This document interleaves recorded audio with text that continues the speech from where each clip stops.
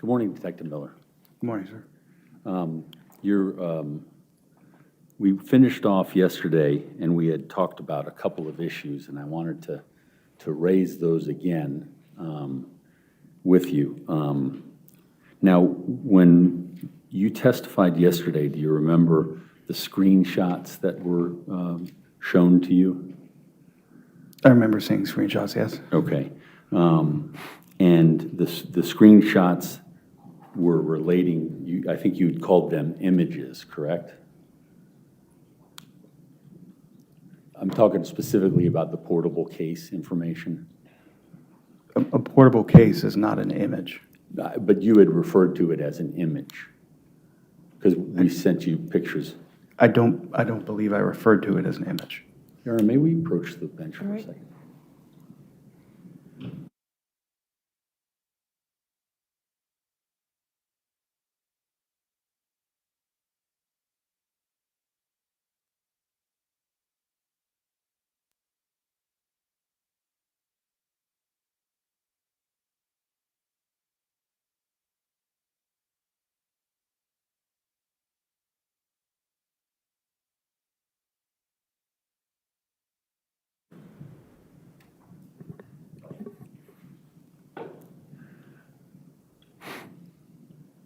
Sir, did you image or acquire all of the devices in this investigation?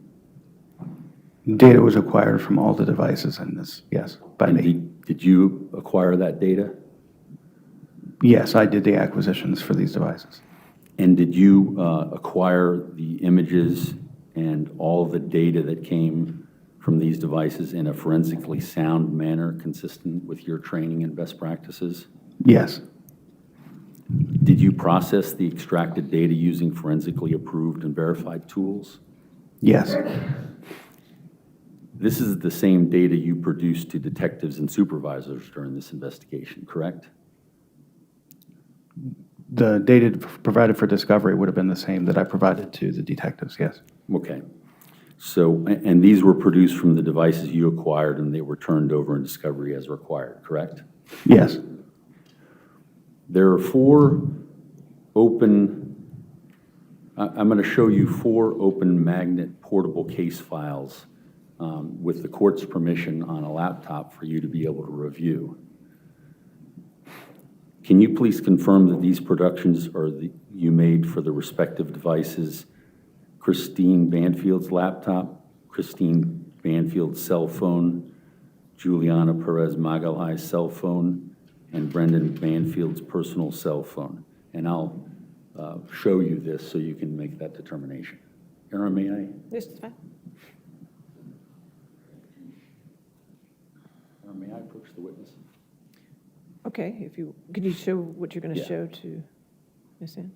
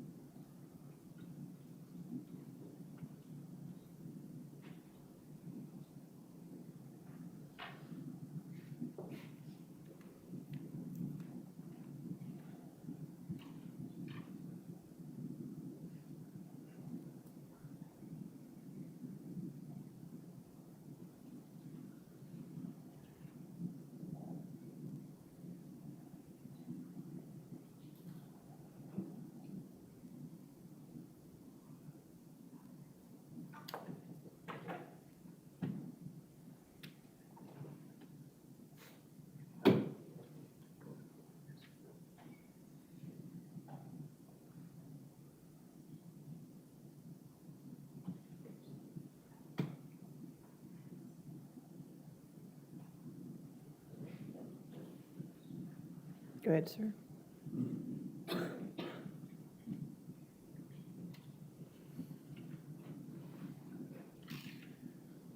Sir, I'm going to show you, You're going to have to use a microphone somehow. if I can use your microphone. Sir, I'm going to show you some items, magnet portable cases for 4 separate extractions.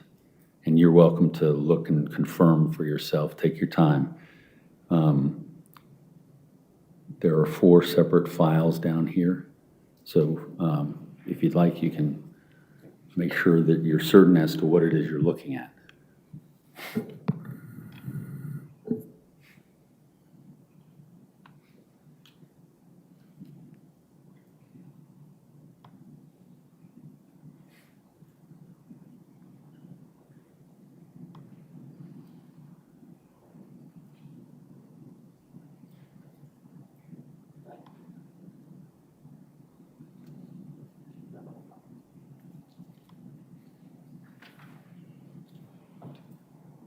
I'll step back.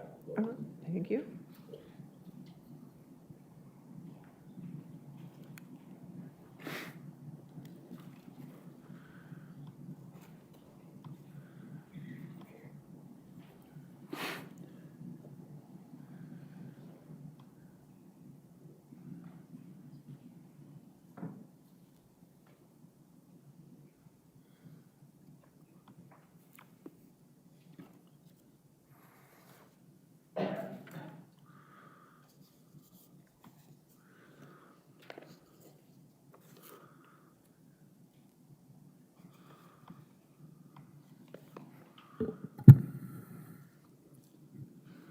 I recognize them. Okay.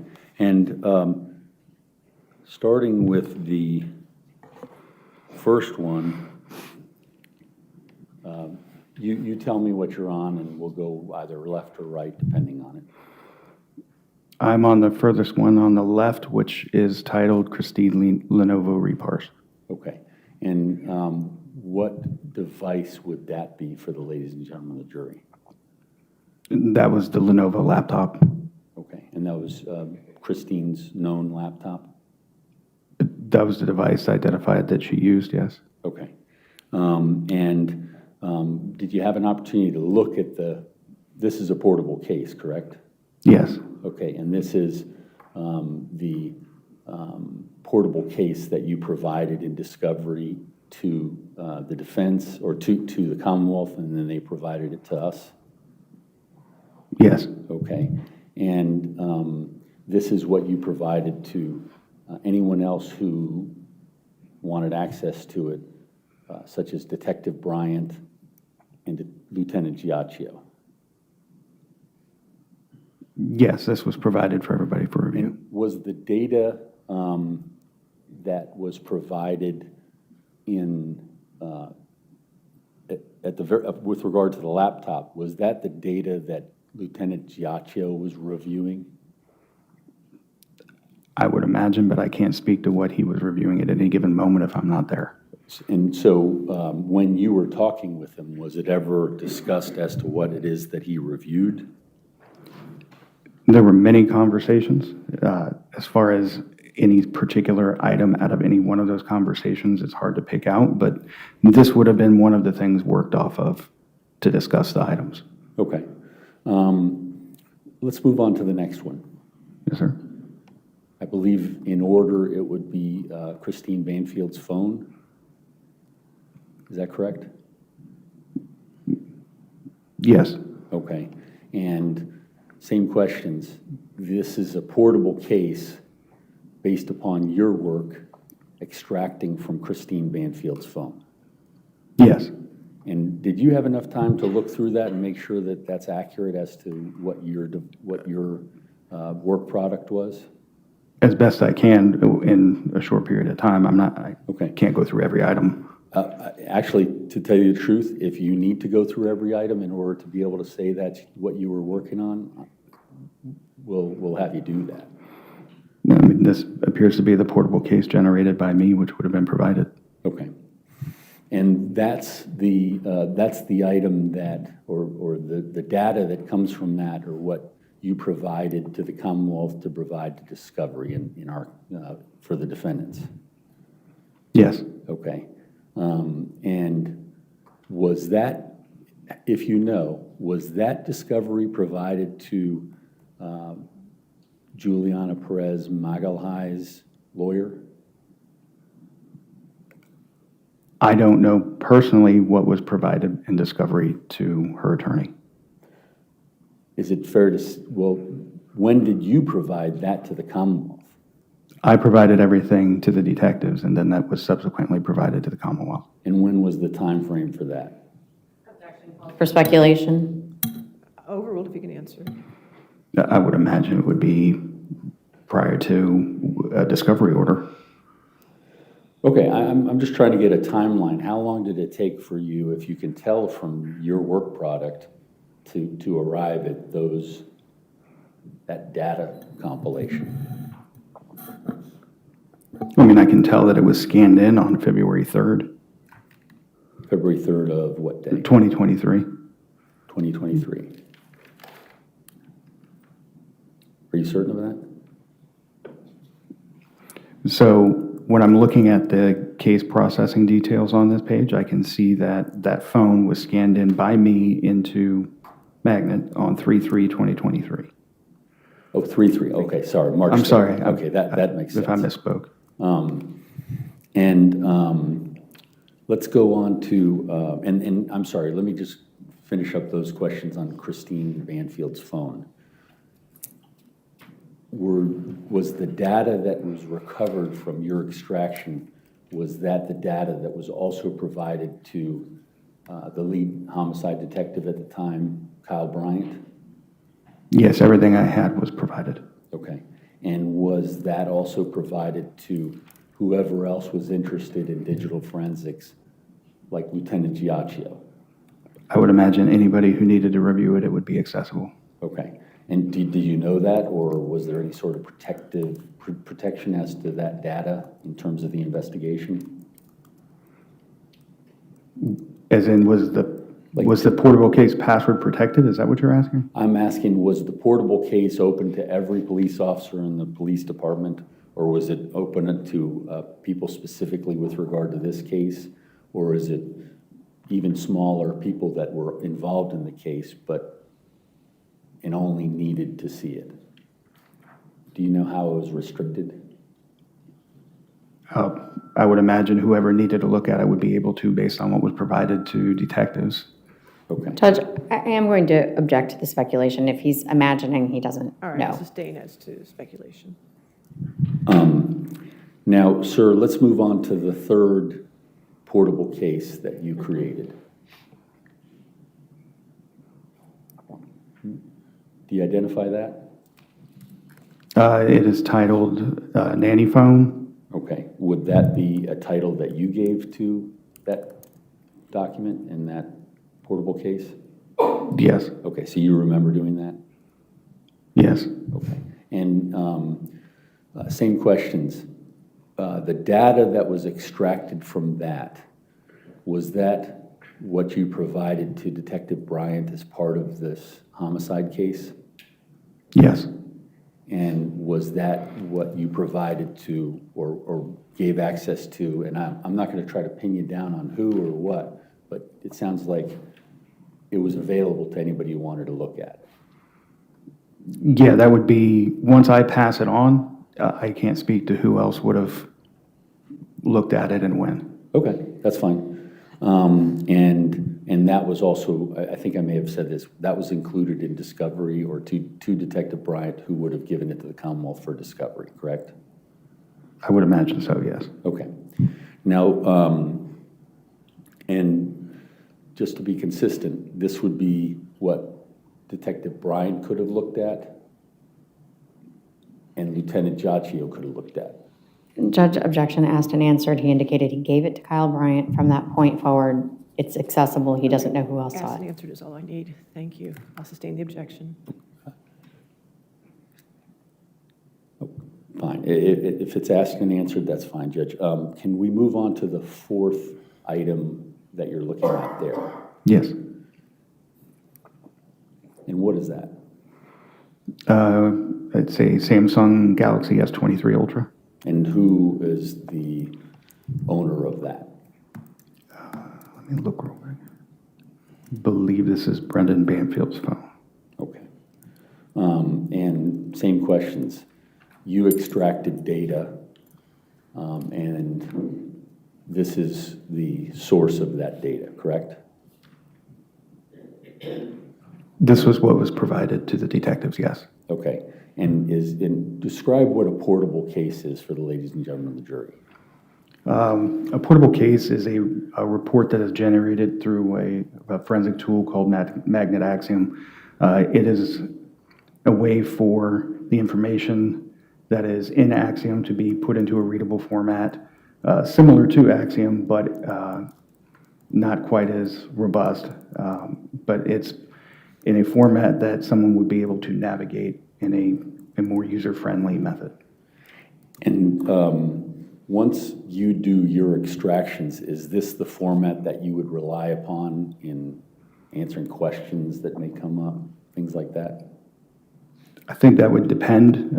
If there are certain things that are better able to be seen in Axiom itself versus in a portable case, but again, the data is in here. Okay. Would you utilize that as a resource if you needed to know something about the data that was in there? Yes, I would use this to search for information. Okay. Your Honor, I'd move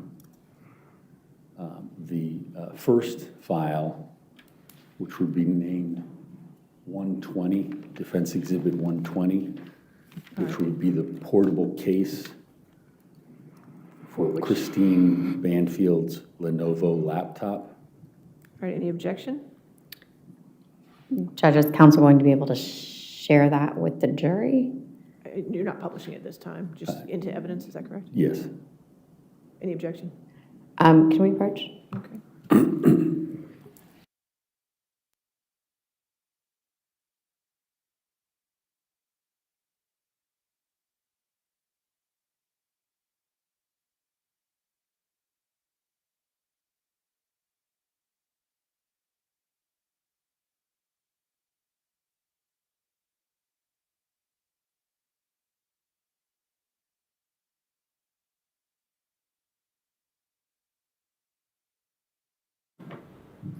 All right, 120 in evidence. Sir, moving on to Christine Banfield's phone, which would be the second file that we reviewed. Your Honor, we'd move into evidence as exhibit number 121. All right, any objection? No, ma'am. Sir, the third portable case that we've just discussed is named Nanny phone, correct? Yes. Your Honor, we would move that into evidence Any objection? pursuant to No objection. as defense exhibit 122. 122 in evidence. And sir, the last file, which you've identified as Brendan Banfield's phone, Your Honor, we move that in as defense exhibit 123. Any No objection. 123 in evidence.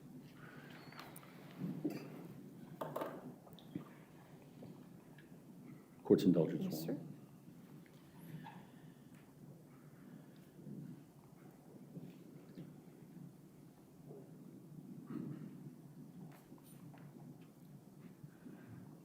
Your Honor, I don't have any further questions All for right. Detective Miller. Cross-examination? No, ma'am. Thank All you. right. I hesitate to ask if he's subject to recall. Potentially subject to recall, Okay. Judge. All right, sir, since you are subject to recall, just do not discuss your testimony with anybody at this time, okay? Yes, Your All right, Honor. thank you, sir. All right, your next witness. Your Honor, I'd recall Harry Lidsky. Okay, can you retrieve his laptop too? Thank you. Can we leave that there, Judge? Oh, you need that? Oh, never Yeah. mind, sorry. All right, he's already been sworn.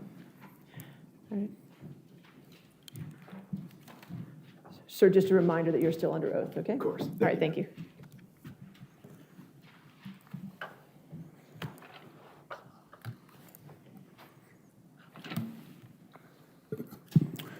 Sir, calling your attention to what has been moved into evidence as Defense Exhibit 120, 121, 122, and 123.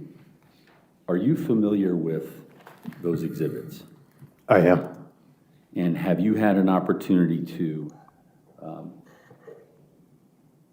review those exhibits? I have. And state to the ladies and gentlemen of the jury, what did you do in your review as a digital forensic examiner? Well, as Detective Miller indicated, these portable cases facilitate everybody to visualize the data from the respective devices, ourselves included. We use these, and we're able to look at both user accessible files, like what you would see on your phone, and we're also able to see the data behind the data frequently, which can be informative depending on the nature of the investigation. And do you understand these items to be verified data extractions performed by Detective Miller using appropriate tools and best practices? I do. I've reviewed his reports and came to the conclusion that he did everything exactly the way he should have and the way he was trained to do it, using the tools that are approved by the industry and accepted by the courts. And do these items, specifically the exhibits, provide us an opportunity to review the raw data extracted from their respective devices in a forensically sound manner? They do. So the nature of the case, in addition to giving us visibility, bless you, into all of the data on the device, we can't alter anything, and that's what makes it forensically sound. That's what the term, how the term is defined. So anyone using this can't add anything. We can't delete anything. We can't change anything. If there was a virus on the device, it stays sandboxed within the case. It does not spread to our computers. So it's helpful in a lot of ways. And so is this considered a safe environment in the world of digital forensics? It is, and that's the nature, the forensic and forensically sound. It prevents, it's not like blood evidence, but it prevents cross-contamination so that what's on here is on here exactly the way it was when the device was either imaged or acquired when Detective Miller did it back contemporaneous to the event back in 2023. Based upon your review of this data, were you able to draw any opinions related to this case? I was. And what were those opinions? That catfishing did not occur. And did you produce any demonstratives that you can display to help walk us through your findings? I have.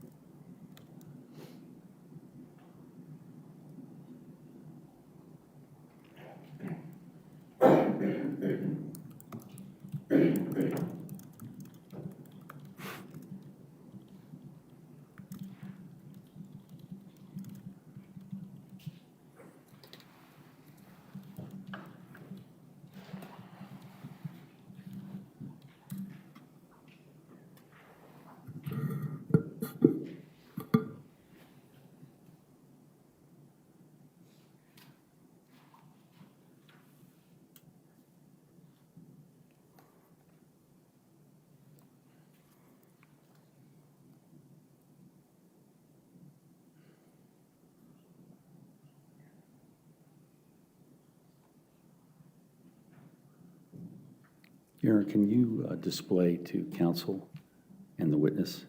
There's nothing on the screen at the moment. I'm connecting, sorry. There you go. Well, I have your screensaver.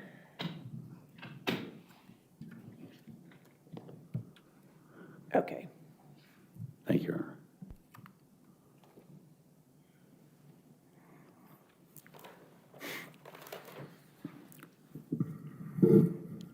Sir, the items that we're about to show relating to your findings, the digital forensics have been identified in the stipulation documents, correct? They have.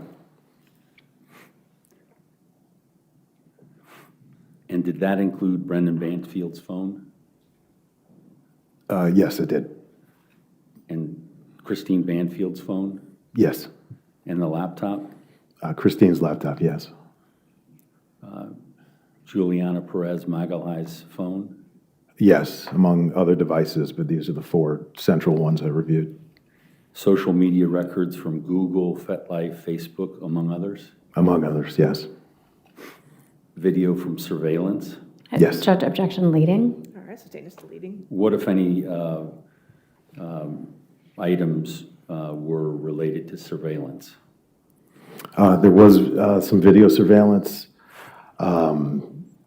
There was electronic and physical surveillance involved in this investigation. That's all that comes to mind with regard to surveillance. Did you rely on any interviews? I was made available to the entire investigation. That included videotaped interviews of the co-defendant, Ms. Magalhães, both transcripts of interviews that she conducted with the police, with the Fairfax County Police, interviews of witnesses, as I think Detective Smith testified to yesterday, like neighborhood canvases, notes, things like that. I've reviewed everything in this case. Okay. I'm going to show you a slide. And Your Honor, we're just trying to determine what our previous number was for it. What, if you show it to me first, and then I Yes. can let you know. Let me see.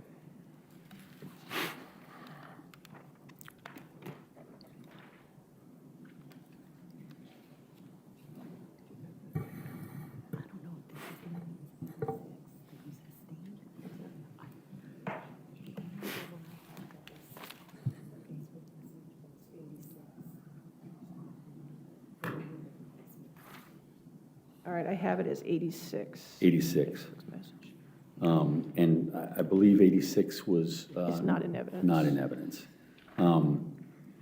Sir, can you identify... Is it a different number? I'm this- sorry, just hold on. Judge, sorry, I'm scrolling back to 86. I was under the impression this was likely Okay. 110. This is your first slide after the After the titles page? the title page, This is the first one Okay. you have. first one. And that's the first one you started with him when he was originally on the stand? Yes. Okay. Yeah. Your Honor, if I may? Yes, sir. Is it- It's changed a little. This is Okay. technically So it new. is different, It is okay. different, yes. All right. Well, then, Okay, Will- so. Apologies. Okay, so this was not the first one that you had seen? It's The second or third? it's a change of the first. It eliminates the So this is not party 85 number. at all, so if you want to give us a new number. I think it's new. 124, Judge? Let's give this a new number then. So this, Your Honor, we identify this as Defense Exhibit 124. Okay, thank you. Sir, do you see the slide here? I do. And what does it reflect?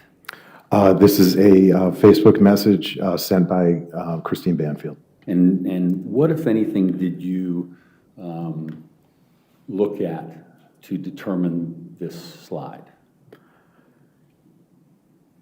Even though it's a Facebook message, this was recovered from her mobile phone. So a lot of the data on our phones can occur in multiple places, right? So our email is on our phone, but it's also on the server of our respective email provider.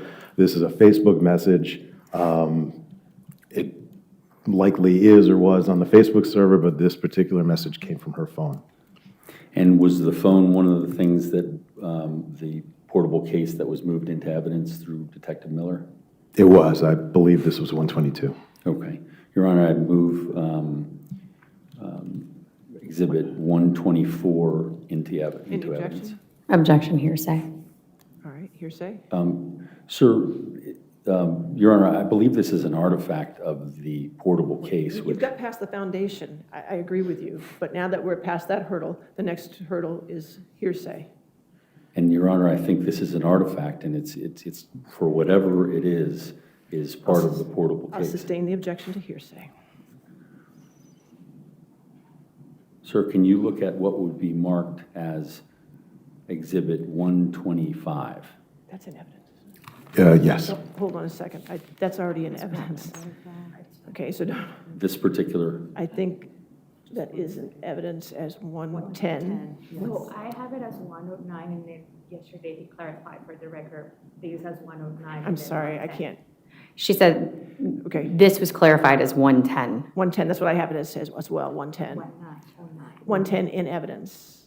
Yes, so it's already in evidence as 110. sir, what is this artifact, or can you explain what this is? This is a calendar entry, a saved calendar event from Christine Banfield's mobile device or phone. Okay, and is there anything notable in that artifact? The date, Okay, and any other aspects of the calendar entry? it's what you'd expect, I think, from a calendar entry. It's a date and time. It was on Mrs. Banfield's phone, and the Gmail account associated with it was one that I believe was hers, attributable to her. Your Honor, I believe that was admitted as It Exhibit is, and it's already 110. being displayed to the jury. Okay, thank you. Is there anything else about that particular artifact, Mr. Litsky? Was an estimate for 10 a.m. for Windows. I could talk about why I think that might be informative. Why would that be informative? Objection, judge calls for facts not in evidence. Overruled, I'll allow it. Well, from the information I reviewed in the case and the testimony this week and last, the window replacement was a topic at the window replacement at the Banfield house was a topic discussed. I think this reveals that the window replacement project was, number one, dates back to 2021, far earlier than. Objection calls for speculation. This particular document just says estimate 10 a.m. windows. We don't know if they had other window replacement projects. I'll sustain the objection. So in 2021, Christine Banfield was scheduling a window estimate at 10 a.m. Okay. Sir, I think this might be 111, Judge? I don't think this, 112. 112. Thank you, Sylvia. He owes you something at the end of this. All right, 112. And it's not in evidence. Sir, do you identify this No. slide? No, judge, this was previously offered and denied. It's not in evidence. Correct. Right. So It was previously offered. We'll see what happens. Okay. Go ahead, sir. Sir, can you identify this? Yes, these are messages sent by Christine Banfield from her device, excluding any other party. And what is notable within these messages? There are discussions about having the windows judge, replaced. objection. He's testifying to the subject matter. All right, It's hearsay. It's Sustain the denied. objection. What about the date and time?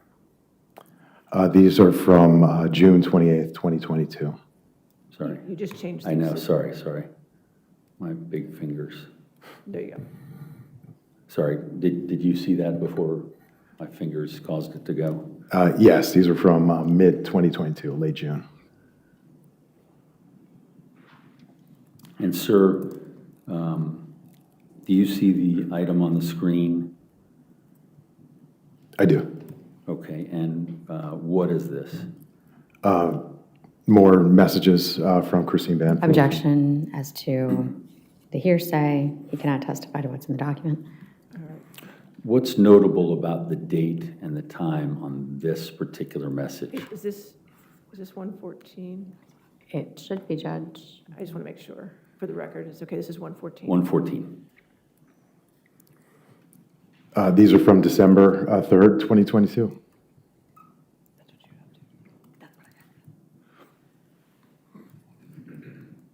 Your Honor, may we just approach Sure. for a moment?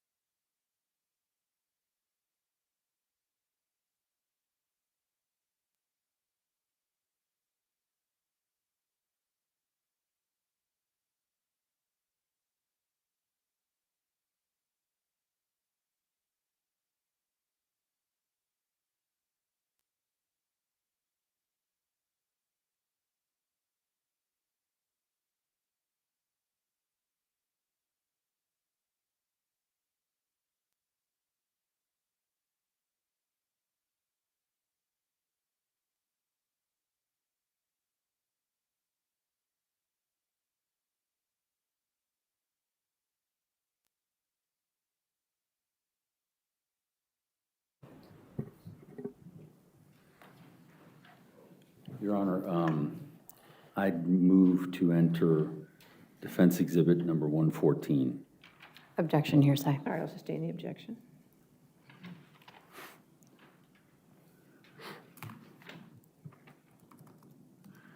And sir, as to the windows, did the information that you received as an expert in forensics, digital forensics, did that inform your opinion? It did. Okay, and what is your opinion about the window replacement without getting into the hearsay statements? That the project originated, Objection, Judge calls for speculation.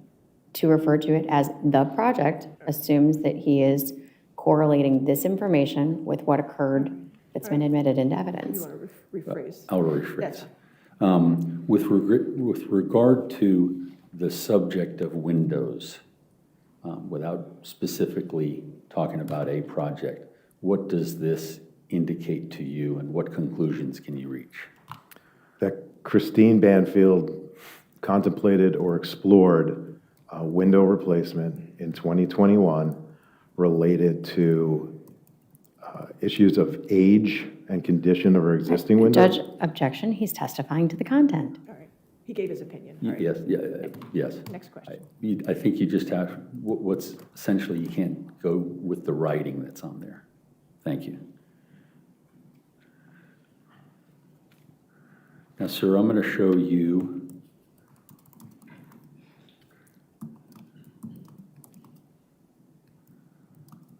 what will be marked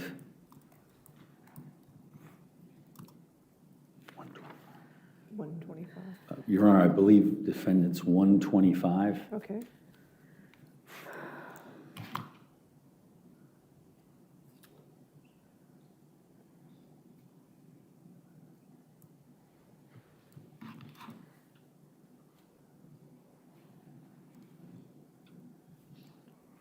Sir, do you see the picture on the screen there? There's no picture. It's text. But yes, You see that? I do. Okay. Does Your Honor see it? No, you have to go to the next slide, I think is what you're trying to get to.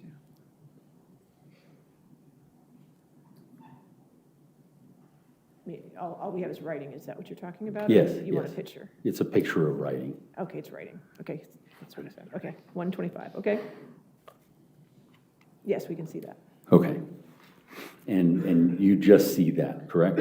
Correct. And was this something that you reviewed in discovery to inform your opinions relating to the date that it shows on there? This is something I reviewed from discovery. I read it after my opinions were formed. Okay, so let's just make that clear. And I think you had testified before. In what order did you review the items in evidence versus Detective Miller's findings? I performed all of my work first before looking at Detective Miller's findings. And so is this something that you looked at after you had arrived at your conclusions? Yes, Okay. And is this something that you relied upon in arriving at your conclusion today? I didn't rely upon it. I have it here because Detective Miller said it in a way that it was both accurate and succinct. I couldn't do much better, so I copied his work. Okay. And in terms of how would you characterize, so what is this part of, this particular statement that's before you?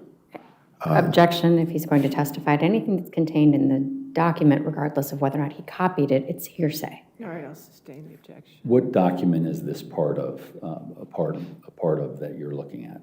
This is from Detective Miller's executive summary. Okay, and did you hear any evidence in the court relating to Detective Miller's executive summary? I did. Okay, and who were the witnesses who were speaking of that? Detective Miller. Objection, calling for hearsay, the jury had the opportunity to hear the All testimony. right, I'll sustain the objection. Do you recall who, well, okay. This was, is it fair to say this was mentioned in court? Yes. Okay. And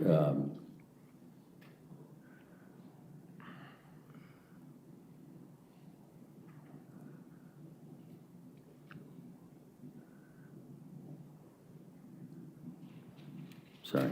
126? Sorry, Judge, I just, Oh, a little premature, I was All right. getting it ready.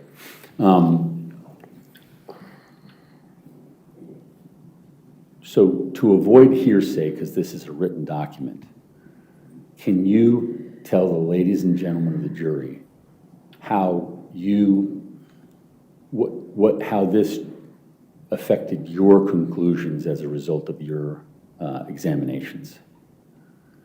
This didn't affect my conclusions other than to corroborate them after I was done, seeing that our findings were aligned.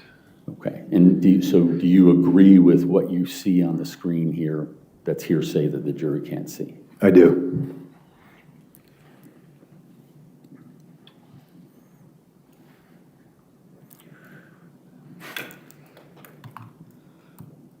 Sir, do you see the next slide on the screen? I do. And if you can describe what you see there on the screen. Judge, I'd object to any description of the content, hearsay. There are pictures there, Judge. So if you could just maybe limit it to the pictures. Okay, let's start with the pictures. Do you Okay. recognize those pictures? I do. And are those pictures that you were able to identify independently within the data that was provided in discovery for the defense? Yes, I was. Okay. And if we can look at the first picture, do you have any idea based on digital forensics where that picture was taken, or actually not where that picture was taken, where that picture came from? The picture on the left, Yes. the picture on the left came from Christine Banfield's phone. And The picture on the right? Also. Okay, and what processes did you utilize in order to reach those conclusions? Well, as I was reviewing the data from Ms. Banfield's phone, I found them. They were familiar to me because I had seen them from other sources, such as search warrant returns from FetLife. I'd also seen one of them in Facebook returns. That a return is data provided by a service provider in response to a warrant. So I'd seen them both from multiple sources. And the one on the left that you've identified, is there any way to know the timing of that based upon your analysis? I believe it was January 17th, around 8 p.m. And January 17th is significant in this case. Objection, What- counsel's testifying. Sorry. What's the significance of January 17th in terms of the issues in this case? Yeah, and the photo, I believe, was actually closer to 7:30 or 7:20. January 17th was the day that the FetLife account, which is, obviously important in this investigation, was created.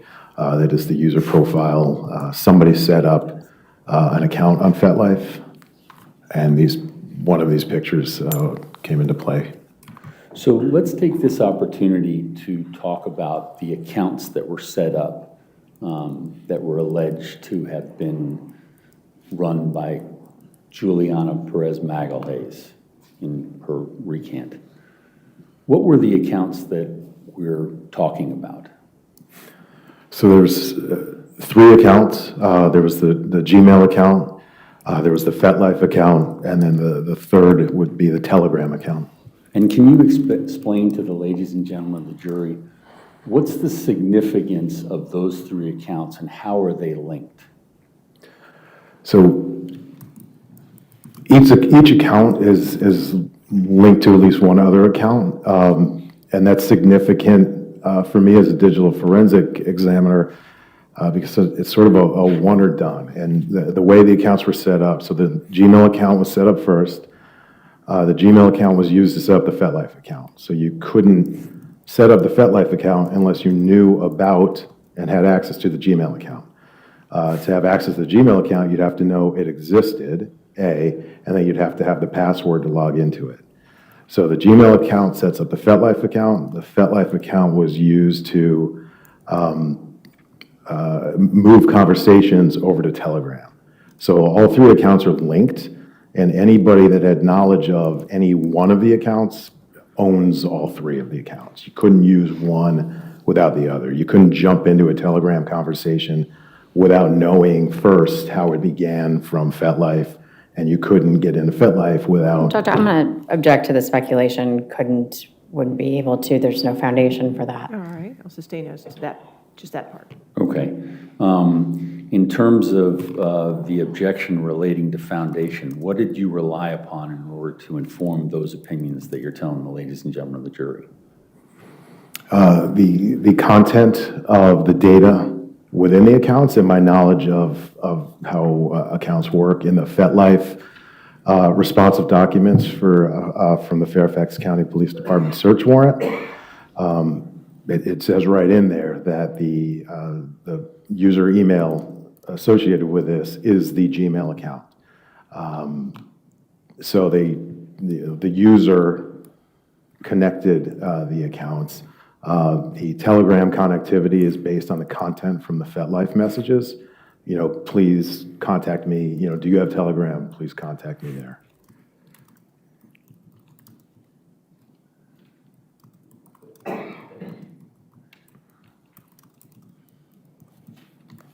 Sir, I'm going to have you look at the next slide. Is this the foundational artifact that supports your testimony to the ladies and gentlemen of the jury? So this is a picture that Ms. Banfield took of herself on the evening of January 17th. Your Honor, I'm sorry, is that 115? This would be 127. 127. Your Honor, I move that in as Defense Exhibit 127. Any objection to 127? No, ma'am. Okay, 127 in evidence, so you can publish it to the jury. And so if you can just look, if you can just explain to the ladies and gentlemen of the jury what the artifact, what's the significance of that artifact and what you took from it to arrive at your conclusions. So it's a picture, obviously, of Ms. Banfield. I'd characterize it as a selfie in the mirror. The file name and date, or the file name, that's what I'd call a typical Samsung or Android file naming convention. So in line with what I'd expect to see for a picture taken by a Samsung mobile device. At the very bottom of the screen, you can see that it is a Samsung phone model SMG991U. The dates and times, the date and time here that's relevant is January 17th, 2023 at 7:20 and 45 seconds p.m. If you look at the file name 4 lines above, that is the typical Android file naming convention, and that's comprised of the date. So we see 2023-0117 underscore, and then 1920, which is 7:20 in 24-hour time. Now, the software and the make and the model, is that significant? Does that corroborate anything that you've identified? Yes, the make and the model is corroborative. This phone was, in fact, a Samsung SMG991U, which informs me that this picture was actually taken in what we call native to the device. So it's a photo both contained on the device but taken by that device rather than one you'd get in a text message or email as attachment. Your Honor, I don't believe I previously identified it, but I would put it in as Defense Exhibit 127. This one, it's already been, and it's been published for the last. Okay, I'm sorry. I just want to make sure I'm covering my bases. Okay. Sir, I'm going to have you look at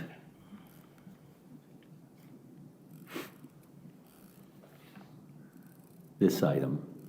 Do you see that on the screen? I do. And are those digital artifacts that you relied on in arriving at this?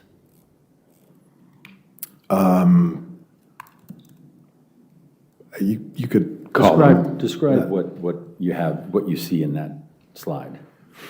So this is part of the responsive documents received in this case from Facebook. And so the information, it is digital, it is artifacts, but it's not recovered from a device so much as provided by Facebook from their servers. Okay. And did you create this slide? I did, yes. Okay. And what's the significance of the notations on the left side? Actually, Your Honor, I would move to enter into evidence. I think Defense Exhibit 127? 128. 128. 128. Any objection to 128? No, ma'am. All right, 128 in evidence published, please.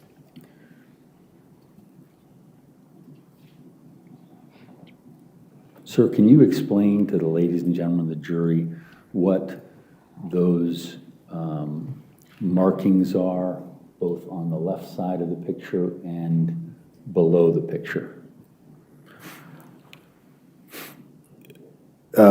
Yeah, so as I said, this is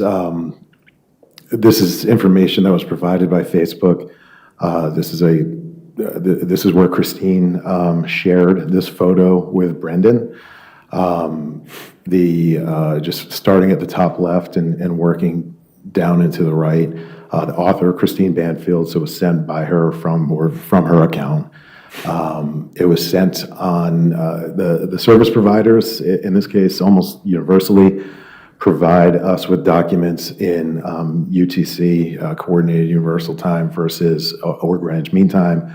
So it needs to be adjusted. So this in February, or January, I'm sorry, we need to subtract 5 hours. So that's why it's appearing as January 18th instead of January 17th. But January 18th at midnight and 20 minutes is actually January 17th at 7 p.m. and 20 minutes here on the East Coast. So she sent it, and the body of the message she sent was new bathing suit included, and the artifact below that is just the attachment, which is this photo, and the name that the associated data that Facebook includes with that. So let's just have a little discussion about UTC time. You called it Greenwich Mean Time, correct? Objection, mischaracterization. He said that it is universal, and it is a 5-hour difference. I believe it's been asked and answered. I think he can explain it, but yeah, go ahead. Okay. I'm sorry, was that a stipulation that it's a 5-hour difference? Yeah, absolutely. Okay. And so we don't need to explain too much now. Why are some items in UTC time versus present time? My experience and what I believe to be the reasons, and this is universal with service providers, from my experience, Google, Facebook, phone companies as well, they just provide everything in UTC time. So they provide it in one time zone and you have to do the work. Otherwise, they'd have to send records to Fairfax in East Coast time. They'd send them Chicago in Central time, LA, and they're providing records to law enforcement and legal counsel all over the world. So they just send it as UTC. That's, I think, why UTC exists, sort of to give us all something we can all start with and work with personally from there. Thank you, sir. Can you look at this next slide? Yes.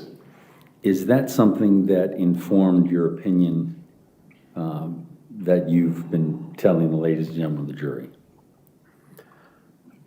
Yes, this is a digital artifact from a laptop. Okay. And is that the laptop, Christine's laptop, that was introduced into evidence through the portable case with Detective Miller? It is. Okay. And can you explain, Your Honor, I've moved that in as Commonwealth's Exhibit 129. Any objection? No objection. 129. Sir, can you explain to the ladies and gentlemen of the jury what that is and how that's significant? Sure. This is a Windows event artifact. It contains the security identifier. So for Windows computers, every user is assigned a security identifier number, and that's the long number we see on the second line down, ending in 1001 on this case. So that just informs us of which user profile was active at the time that the activity took place. So a computer, if you have a shared computer in your household with 4 people, each one will have their own unique security identifier, and that's what you get when you log into your profile, and that's why your things will come up, your information, your email accounts, versus somebody else who might be using a shared computer. It could also be in play with, for work computers that are shared as well. Oops, sorry. Sorry, the time and date are just that, and these have been, this is in East Coast time because of where the computer is located. And down to the bottom, the third line up, just tells us what this event represented, and this is just simply a log on to this device by that particular user with the security identifier of 1001. Sir, I'm going to have you take a look at this slide. Is this a slide that you created for this presentation? This is a screenshot of an artifact from the same computer. And what's the significance? Well, Your Honor, I move this in as Commonwealth's Exhibit number 130. Any objection? No objection. 130? Sir, if you could, go through this. What is the significance of this artifact in terms of a digital forensic analysis? Similar to the last, this is just another standard Windows event that we often see when a computer is either powered on or logged onto. So the time of this, if you want to compare it to the slide before, is likely within milliseconds. A lot of things happen when we start our computers that go on in the background. The previous slide was the user logging into their account. This is just reflective of the computer probably almost immediately joining the Wi-Fi account for in this case, what I know to be the Banfield home. Your Honor, with the court's permission, he's referenced the previous slide. I'm going to put it back to the previous slide. 129 is in evidence, so you can go back to 129. So that's the previous slide. Can you just highlight what it is you were talking about in terms of the timing? Yeah, so if we look at the created date time. Judge, the Commonwealth will stipulate that they show the same time. Okay, stipulation that it shows the same time. Thank you. So is there anything additional that you need to testify to about that slide? No.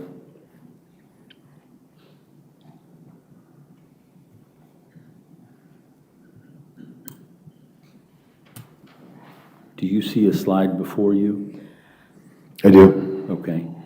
Your Honor, that would be identified as Defense Exhibit 131. All right. I'm just making sure we didn't see it yesterday. I'm not sure we did. So we'll make it 131. I don't think we did, Judge. Okay, 131. You may have. Sir, do you see that? I do. Okay. And if you could just describe, was this something that you utilized in your forensic analysis of this case? Yeah, I think there are other images that are associated with this that will come up in progressive clicks, but this is using artifacts from the laptop that I examined, or the portable case that I was using to examine artifacts from within the laptop. This is a sort of sequencing of events in chronological order, and that's, I think as I described before, something we do looking backward in time and following events on a device might help inform who was using the computer, and certainly the time and date and what they might have been doing. Your Honor, I move this in as Defense Exhibit number 131. Any objection? No, thank you. 131 in evidence. If you could please publish that to the jury. Sir, can you just explain, they didn't have that on the screen when you were... Sure. These are the artifacts that I've located on Ms. Banfield's laptop, and this just shows that shortly after the computer was logged on and joined the Wi-Fi, that she opened a browser and navigated to or viewed a Google website and her email Judge, inbox. objection calls for speculation. He doesn't know who it was that looked at anything. He can tell us what the computer did. All right, I'll sustain the objection. The person whoever was using the computer opened a Google website and Google inbox related to Ms. Banfield. And sir, what's the significance of the email, the Gmail account that's identified in the second line there versus other Gmail accounts? So this one became known to me through my review of all of the evidence in the case as Ms. Banfield's sort of go-to email account. This is not the alleged suspect email account that we talked about as being formed on January 9th. And what was the alleged suspect Gmail account that you referred to?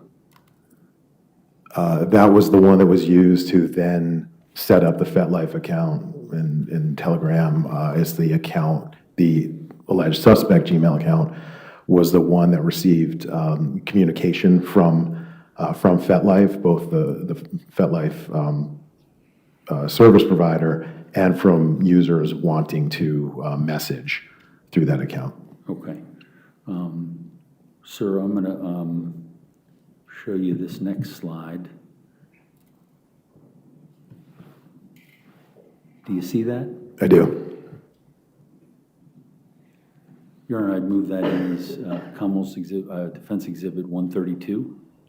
All right, any objection to 132? No objection. All right, and evidence can publish? And so tell the ladies and gentlemen of the jury what this is. So again, chronologically, this is, it looks like just under a minute later, whoever was using this computer was now able to see the draft email box within their Gmail account, the Ms. Banfield's Gmail account, also the sent email box or account messages from Ms. Banfield's account. And where are the sent emails that you're referencing? It's the now fourth line down. You can see on the title of the slide, also on the left-hand side for the URL, that's just showing that the sent mail box or tab was open at this time. Okay, and the draft mails are the one, well, you tell me. I'm not going to. Yes, the draft is right above it. Usually parenthetically, when there's a number there, for us email users, that reflects the unread messages in the respective accounts. Your Honor, did I move that into evidence? That's in evidence, all right. Okay.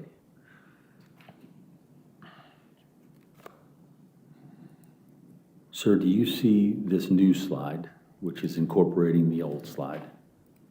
Yes, I do. Okay, and what's the significance of that? And then if you identify it, then I'm going to move it into evidence. So just identify that as a slide, and Your Honor, I'd identify it as Defense Exhibit 132. 133. 133. Any objection to 133? No, ma'am. Okay. Again, just chronologically, this is more activity shifting away from one service provider to another, from Gmail to Facebook in less than a minute. And the timing is in the second column? It is. So this would be January 17th at 10:01 and 10 seconds p.m. Okay. Sir, I'm going to move on to the next slide. This will be identified as Defense Exhibit 134. Any objection to 134? Sorry, Judge, if I just have a second. Yes. Judge, I understand that the slides are just successive. The only new thing is the artifact information. Right, we're just adding one item at a time. Is Oh, it- okay, No sure. objection? No objection. 134. Sir, as Ms. Sand said, this is a progression of items, and there's a new portion. Can you describe what that is? Yes, so this is artifact information related to the login of now the alleged suspect Gmail account. So we can see down at the bottom in the highlighted section, this is CBRN 920 at Gmail. That's different from the email that we see at the top of the screen for C. Banfield. So this is significant because now, again, we're talking about a login to the account that's central to this investigation. So whoever was using the computer at this time at 10:03 and 4 seconds was clearly aware of the account and had the credentials because this is a successful login.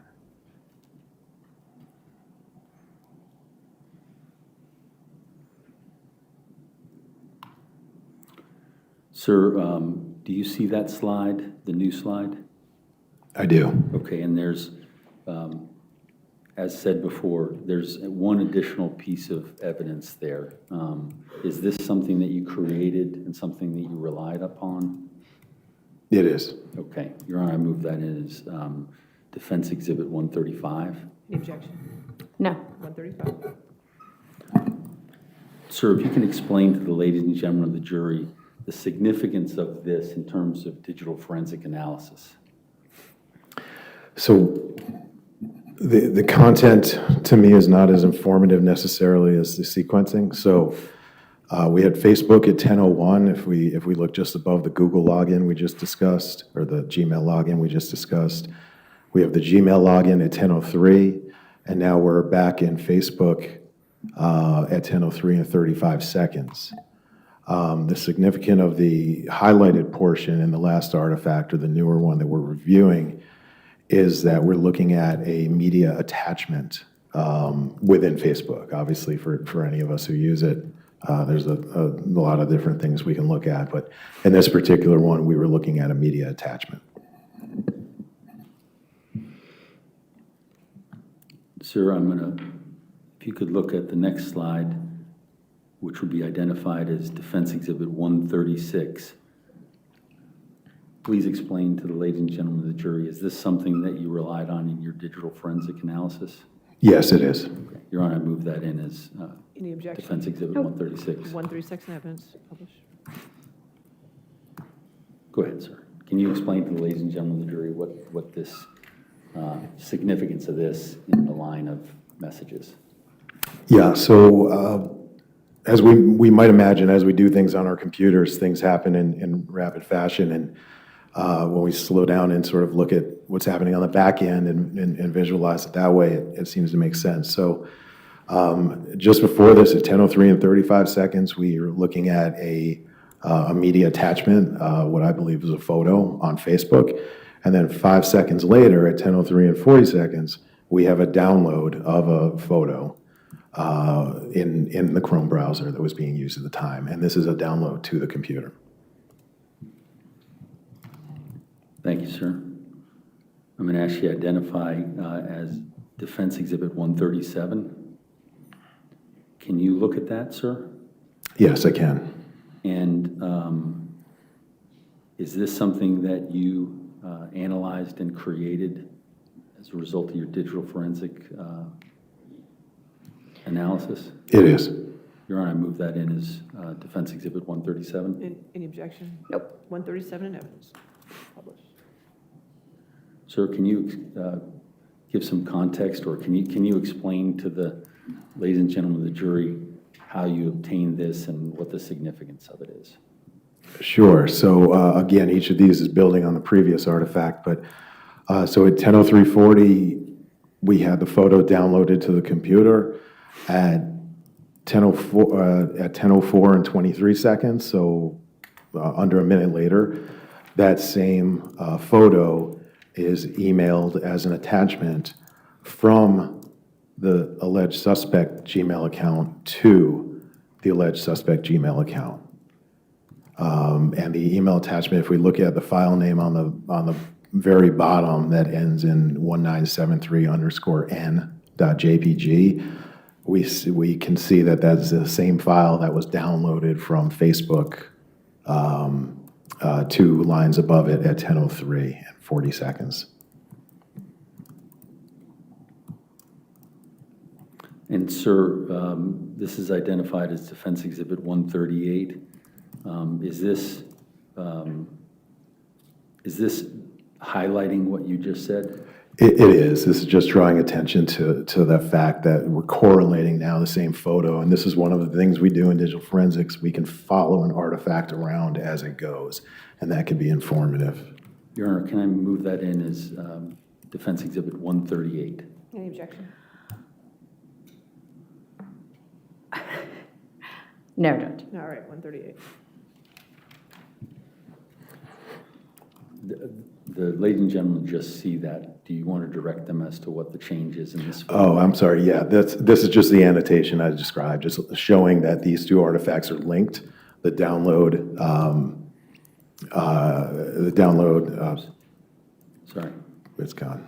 I There it is. A big fan. The download a minute or so before the email. Okay, thank you. Sir, I'm going to have you look at the next slide, which will be identified as Defense Exhibit 139. What is that? These are WhatsApp messages from Ms. Banfield's cell phone. Okay, and what, if anything, how did you arrive at, how did you get these digital forensic artifacts? From the review of the data provided from the portable case related to Ms. Banfield's cell phone. And, Your Honor, I move this in as Defense Exhibit 139. Any objection? No. 139? Can you explain to the ladies and gentlemen of the jury of what the significance of this communication? And am I correct, this is all on January 17th? This is on January 17th, yes. Okay. So I think as Detective Miller said rather well, context matters, context is helpful. So we don't, to help determine user attribution, which is always the big question for us in the digital forensics field, we don't just look at one device, we look at everything we possibly can to inform what a person was, where a person was. If someone's device is being used by someone other than the owner, if they're physically removed from it, we can draw that conclusion. So I was simply looking at Ms. Banfield's phone at the same time frame that I was looking at her laptop, so we can see the date is January 17th, and the timing is right around the same time that we were looking at from the computer a moment ago, right around the early 10 o'clock hour. Sir, I'm going to move to the next slide and have you take a look at that.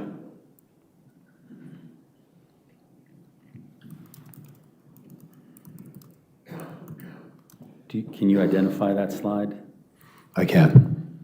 And just to be careful here, is the left side of the slide what was on the previous slide, 139?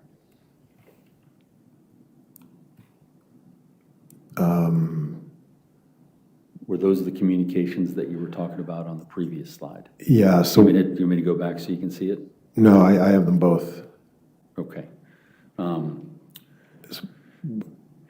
Would you like me to describe this? If you could describe it.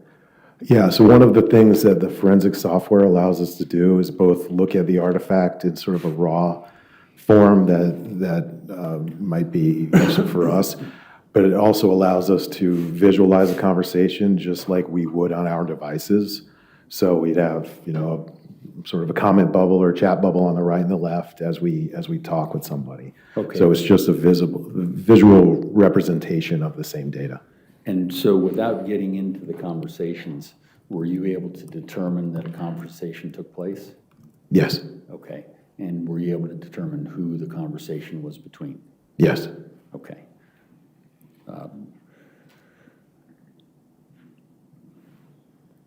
Your Honor, I'm not going to present It's that. just ID'd as 140, that's fine. 140, okay. Is this a good time for a break, Mr. Carroll? That'll be fine, Judge. Okay, all right, let's go ahead and take our 15-minute recess at this point. Please do not discuss the case with anybody and don't do any outside research, okay?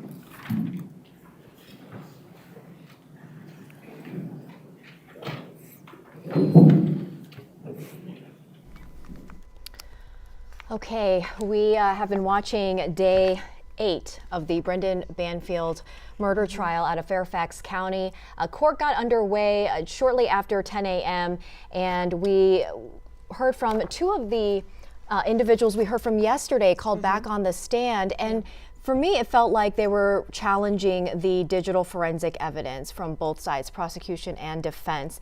What have we learned so far about the evidence? Yeah, first we heard from Brendan Miller. He's the detective who was the focus of yesterday's entire testimony. We heard from 8 people yesterday, and everyone was talking about Detective Brendan Miller's forensic digital findings. And Yes, his it was all conclusion, surrounded right, around his findings. and his findings that he did not believe Christine ever lost control of her devices. The reason this is so important is because the prosecution's whole theory is that Brendan and Juliana set up a Gmail account, catfishing a theory, Telegram yeah. account, and a FetLife account. And those 3 counts are important, as we heard the past few hours, hour and a half, really. It feels like so much longer, but it's important because the prosecution has said Brendan and Juliana set all of that up and set Joseph Ryan up to look like he was the one who killed Christine, that Christine invited him to the home. Which is the catfishing theory, that Christine was not behind the accounts.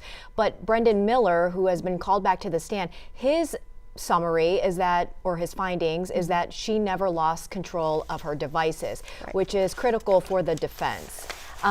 And both sides have spent, time challenging it, and really the integrity of this digital evidence. We learned there were a total of 3 accounts. It was Gmail, the FetLife, and the Telegram account. And Mr. Litsky was going on to say that in order to, the Gmail account was created, and then the person used that Gmail account and password to then create the FetLife and the Telegram. So it was all linked. Yeah, his together. exact quote was, "You wouldn't have access to one without access to the other 2." That's so that what was he claims, He's right? saying, and just for some context on who he is, he's a private investigator. He was originally called to the stand not yesterday, but the day before, and he was called to the stand to analyze Detective Miller's findings. He then was taken off the stand, and Detective Miller was brought back on the stand to explain his own findings. So it's interesting that they brought him up here again, because we spent much of the morning, all day yesterday, hearing from Detective Miller about his findings. So to have Harry Litsky, who's a private investigator who specializes in forensic analysis, coming up and talking about this, it's interesting. He's been showing a lot of the screenshots. Let's go back probably to the beginning of when he came up to the stand. He was showing some of the conversations that he was able to track down, and one of the big ones was involving those windows. We've been talking about the windows and window factory. The window factory, the gentleman who testified that he had helped the Banfield family reinstall brand new windows for the entire home. Triple pane, there we go. Triple pane windows, which and just a little context here, we're not window experts, but we got a glimpse of it. Most people who look into these windows are satisfied with double pane windows. According to him. According to our window guy. But he was saying in this case that they were shopping for a triple pane, which I think it was 30% additional coverage of sound and energy. Yeah, sure. So, but yes, we heard the window situation come back up, that it was scheduled for 10 a.m. on the date of, it dates back to 2021, that Christine's phone showed evidence that someone corresponded with the window company for scheduling a window estimate. Yeah. To which the prosecution objected. Right. So I guess the thing is, it's going back to Brendan Miller, right, where he said he's able to attach devices and he's connecting devices to activity, but you can't connect a device to a person per se, because unless you're sitting next to them, seeing that they are physically holding the phone, we were talking about it during the hearing.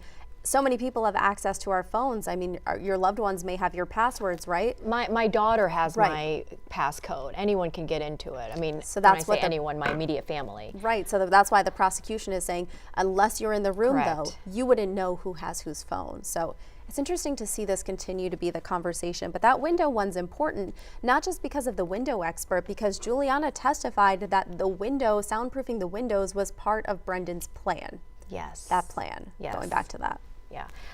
Okay, well, speaking of interesting, we also heard that it is quite possible that Brendan Banfield may take the stand. Now, whether that's today, we're not sure, but we are on good authority that this could happen, that Brendan Banfield could take the stand. So we'll be watching this closely. Stick with us, continue to stream. And while we're on this break here with the court, probably resuming in about 10 minutes or so, let's talk about also more about Mr. Litsky's witness statements, because he really got into the weeds of the digital footprint of what time and what day and who this was sent to. Those are critical pieces to the timeline. Yeah, and I think it all is going to, though, we keep hearing these main points given, and then we go into the weeds, but then they get back to those main points. And his main point is that these three accounts are connected. And if somebody was accessing one of those accounts, then they knew about the others. So he's trying to show different snippets where Christine, her phone was used, and it appears Well, there was a picture. Right, I mean, a we selfie. We saw Right. Christine's picture there. She was in a bathing suit, and she apparently snapped this photo, and it was sent to an account On Facebook. And it was, captioned "new bathing suit." To me, and this is just my personal opinion, it didn't seem suggestive or sexual in any Yeah. way. I mean, you could have been sending that to a girlfriend. I don't know how critical that piece is to this, but I think his point was just trying to prove that this picture was taken from her device, and on that same day, it was then sent directly from her device to this Facebook account, right? Yeah. Or Facebook message. So he pulled up all the data to the photo. And so I'm not sure that everyone knows this, but when you take a photo, your phone captures all this data about it. So when you send that photo to somebody else, it'll show in the data, when you go back into the metadata, you can see that the photo was taken by this person, what phone is attached to the photo. You can see when it was taken, what time, sometimes the location, depending on what settings you have. So he's going in there and analyzing the photo, and per his analysis, I'm struggling with that word today, he says this was taken by her phone and it was stored in her phone when it was sent to Facebook. So he's not saying, from what I understood, that this photo was implying that she was being suggestive, right? He's but saying do we she know had it was access. Christine? Right. We don't know if it was He's Christine. saying you do know because it's a selfie. So he's touching on that and saying the time lines up to show that it was her in this moment. Who was that being sent to? We don't know. Is that relevant? We don't know.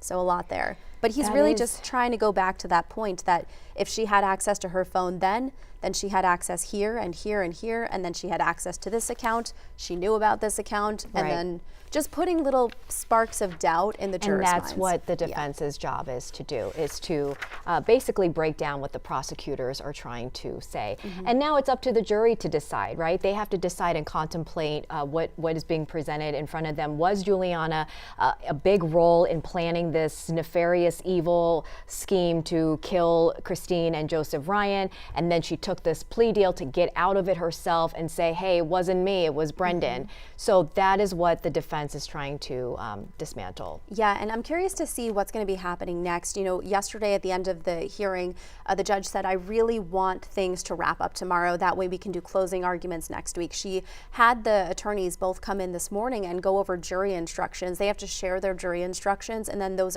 instructions are going to be either at the end of today or early next week, given to the jury before they go into deliberations. Yeah, and the timing of whether Brendan Banfield takes the stand today, I find that to be interesting because if he does take the stand, and let's say he's the last person for the day, that is going to leave an impression on the jury as they go into the weekend, a snowy weekend, where they have lots and lots of time to think about what has played out. I don't know, I'd be curious to hear from our legal analyst, is this part of a larger plan Yeah. from the defense? We'll have to see. So actually, I can give you some context for that because I've been in touch with Frank Salvedo, our legal expert who's been here a few days. He wasn't supposed to be here with us today. We do have a body language expert coming in for the lunch break, but he's going to be joining us after that, and he'll be joining us at 3:15 and then for a recap to kind of talk about if Brendan does take the stand, to analyze that, what the decision making there was. He did send me a quote. And he said, this is a surprising development. He was very shocked. He literally texted me, oh my goodness, Right. he's taking the stand. And he said, it looks like Mr. Banfield has exercised his independent right to testify. And he said it's a high risk, high reward situation. So obviously I asked him, what do you mean by Right, that? yeah. And he said it makes it high risk, high reward because if he does well, then he stands a decent chance at an acquittal. But given how well the trial has gone for him so far, it is high risk. So he's saying he believes the defense has done a good job to prove their case. So this really could go 50-50. Right. He said the trial now becomes all about him, not about the au pair, and he has a lot of things to explain, and one misstep could spell disaster. And I think that's key here because the defense will ask him the questions that they have planned out, they've rehearsed likely. But then you don't know what the prosecution's going to get up there and ask. And I'm curious to see if he does take the stand, if we see John Carroll make sure the day ends with him having the last word with Brendan Banfield. Well, let us know what you think. Our number is 202-895-5599. Continue to not only text in your questions, but also send us your comments and your analysis of what happened so far, what's unfolding inside this courtroom. I know a lot of you are interested in this very high-profile case. Let us know your thoughts, and how do you think Brendan will do today if he does, in fact, take the witness stand? Another thing is, the focus on the officers involved. That was much of the day yesterday, and we learned so much out of the investigation piece. And John Carroll, of course, hyper-focused on, did they do a thorough job of this investigation, really trying to paint this picture that there were mistakes along the way, and therefore my client, there are certain loopholes, there are certain holes in this case that we really need to look closer at. Yeah, and I'm looking forward to hearing from Frank, not only about Brendan Banfield possibly testifying, but also that, because, yesterday was really about the police department, and there was so much focus on that. At one point, I turned to our legal expert who was here and said, it feels like the department's on trial right now and not Brendan Banfield. And he said, well, they kind of are on trial because their work here, how they performed during this investigation, is a huge part of this case. So, we learned so much about that investigation, and we heard from a lot of people who are no longer in the homicide unit. We also heard from Detective Leah Smith, I believe her name was. Homicide detective at the time. And her testimony was so interesting, I think, strong to both of us, because she said the detectives in this unit were told, there are two theories here and you need to get behind one of them. And she said that goes against everything she stands for, and she was very vocal, according to her, in telling the other detectives, we need to not have theories. We need to do our job and base this on evidence. And keep an open mind. And she said that in the end, they did base it on evidence. When the prosecution said to her, why did you end up ultimately arresting Brendan Banfield, again, a month before Juliana took that plea agreement, and she said it was because we got the blood evidence back. I seem to also recall along those lines, it was the deputy chief. John Brush? Yes. He had mentioned something about Juliana being arrested first, and was asked why was she arrested first, and he stated that that was their window, their opportunity to get closer to Brendan Banfield. Yeah, both he and Lieutenant Giasio both talked about that pretty at length. Let me go back to my notes, but Lieutenant Giasio, his testimony was a little more interesting to me because it almost felt like, oh, was he not supposed to say that up there? Is he kind of walking that line? Was he good to say that? But he said that, let me see if I can find the notes, that they had Juliana, she spoke Portuguese, so they had an officer doing a lot of the translation. He did say, though, she filled in the blanks, but they already knew this. And I think that takes us back to the testimony we heard from Sally Fayez as well, that they were already starting to be like, hey, something's off here. Right, which is why they went and arrested Juliana, right? Right, they had enough grounds to get her into custody and therefore get closer to Brendan, maybe learn more or question her. Right. He said that they arrested Juliana. He backtracked a little bit and said they arrested Juliana because they had the evidence to arrest Juliana, but that it was definitely helpful when she started to work with detectives. But again, that didn't happen until after Brendan was arrested. So I think he also mentioned that it was, it's a moment of cooperation. Is she willing to cooperate with investigators, but also a self-admission? What are you willing to talk about on your own without questioning? And I think it's also important to mention here, they had been listening to her calls from the jail. So there were some text messages shown on the screen yesterday between Lieutenant Giasio, at the time, I believe he was a captain, Brush, then became a deputy chief, but at that moment he was a captain, and Sally Fayez, and those text messages included recordings from the jail. And so that was a big part of their investigation too. They were listening to those calls from jail, Juliana likely calling Brendan. At one point there was a text on screen that said, we can get him to fold. So interesting that they were already like, if we keep putting the pressure, if we can just get him behind bars, he'll fold too.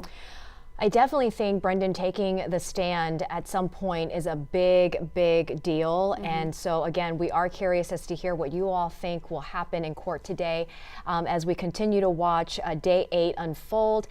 I'm not sure how many more witnesses the defense has on its list, but some of the comments that I'm hearing, people are very invested in this case because not only the situation, it's an awful, horrific situation. Right. There's a young child involved. People were killed. This is terrible. But the interest in this case, I think, is indication that, you know, these two people, the woman Juliana came to work for this family, Right. to take care of their daughter, their young daughter, and then they, you know, This affair starts. this romantic relationship behind the Less wife's than back. a year before the killings The happened. timeline is incredible. I mean, Yeah. just the speed in which the relationship began the moment she moved in. I think it was like a month later. October of 2021, she moves to the home to be the au pair. August of 2022, she says the affair started. Right, and 10 months later. October 2022 is when she says Brendan came to her with the plan, and then February 2023 is when Christine and Joseph Ryan were killed. And another sticking point, the police officer, the female officer who took the stand yesterday, the last, Fayez, yeah. She's with Victim Services. Yes, Victim Services. She also stated what the little girl, their Yeah. daughter, had said to Juliana. Right, so they had intel officers in the hotel where they had taken Juliana, Brendan, and that little girl, the 4-year-old little girl, because their home was a crime scene. And she said the intel officers overheard a conversation between Juliana and the little girl saying, "Are you going to be my mommy now?" to Are you Juliana. going to marry my dad? Right, "Are you going to be my mommy now?" And then Juliana said, "Yes." And then she said, "Are you going to marry my daddy?" And she said, "I wish." So, I interesting. believe she also said, "Can I call you mommy?" Yeah. To which Juliana said yes. A lot here. A lot here for sure, but you know, bear in mind that the job of the defense's job is to isn't to present a theory, but rather to really Reasonable doubt. Yes, to raise reasonable doubt. Again, I know a lot of you are hung up on this as we are. You know, divorce apparently was not an option. Juliana made that clear on her testimony that Brendan Banfield did not want to share the custody of their then 4-year-old daughter with Christine, his wife, and money was involved. So this is what Juliana says was planned. Yeah, and you know, they're in a break right now. They're in a 15-minute break. The next break is the lunch break, and we will have a body language expert here to answer some of the questions you may have, but also we've pulled a bunch of different clips of Juliana, the body camera footage of Juliana, but then Juliana on the stand, both with the prosecution and the defense, as well as some clips of Brendan for her to analyze and kind of weigh in. Yeah, I think that's good, because there have been moments when Katie and I are watching this,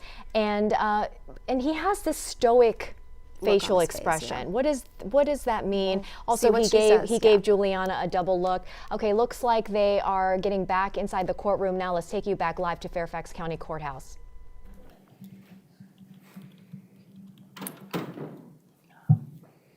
I brought warmer that you will. Thank you. Share with me.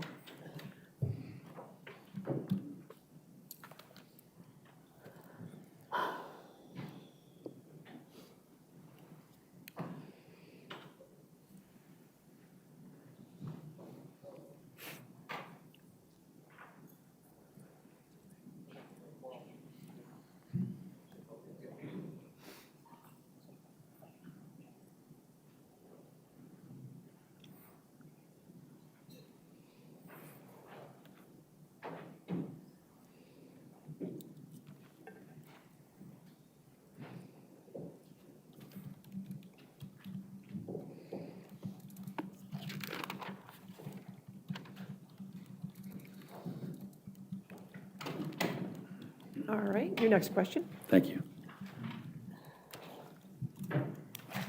Mr. Lidsky, I'm going to have you look at the next slide, and if you can just identify it.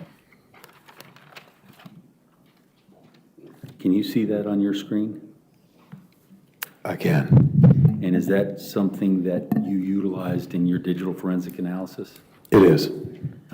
Your Honor, I move that in as exhibit number 141. Any objection? No, ma'am. 141. Sir, can you please explain to the ladies and gentlemen of the jury what's the significance of this artifact? Sure. This ties into the prior slide and artifacts that we reviewed, or the ones from the laptop, 2 slides prior. Again, we're just going chronologically and looking at what the user of this device was engaged in. Of note, and it might be helpful to go back 2 slides to the previous blue one. We're seeing a bouncing between applications and between accounts.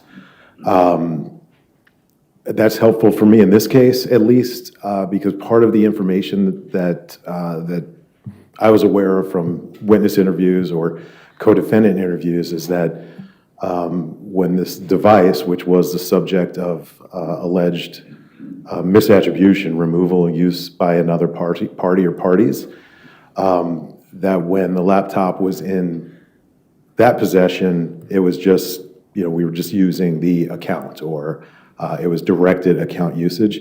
Here we're seeing a shift back and forth. So we started with Gmail at the beginning of this 2 slides ago. And then we went to Facebook, and then we had a download, and then we saw the suspect alleged account, or alleged suspect email account in use.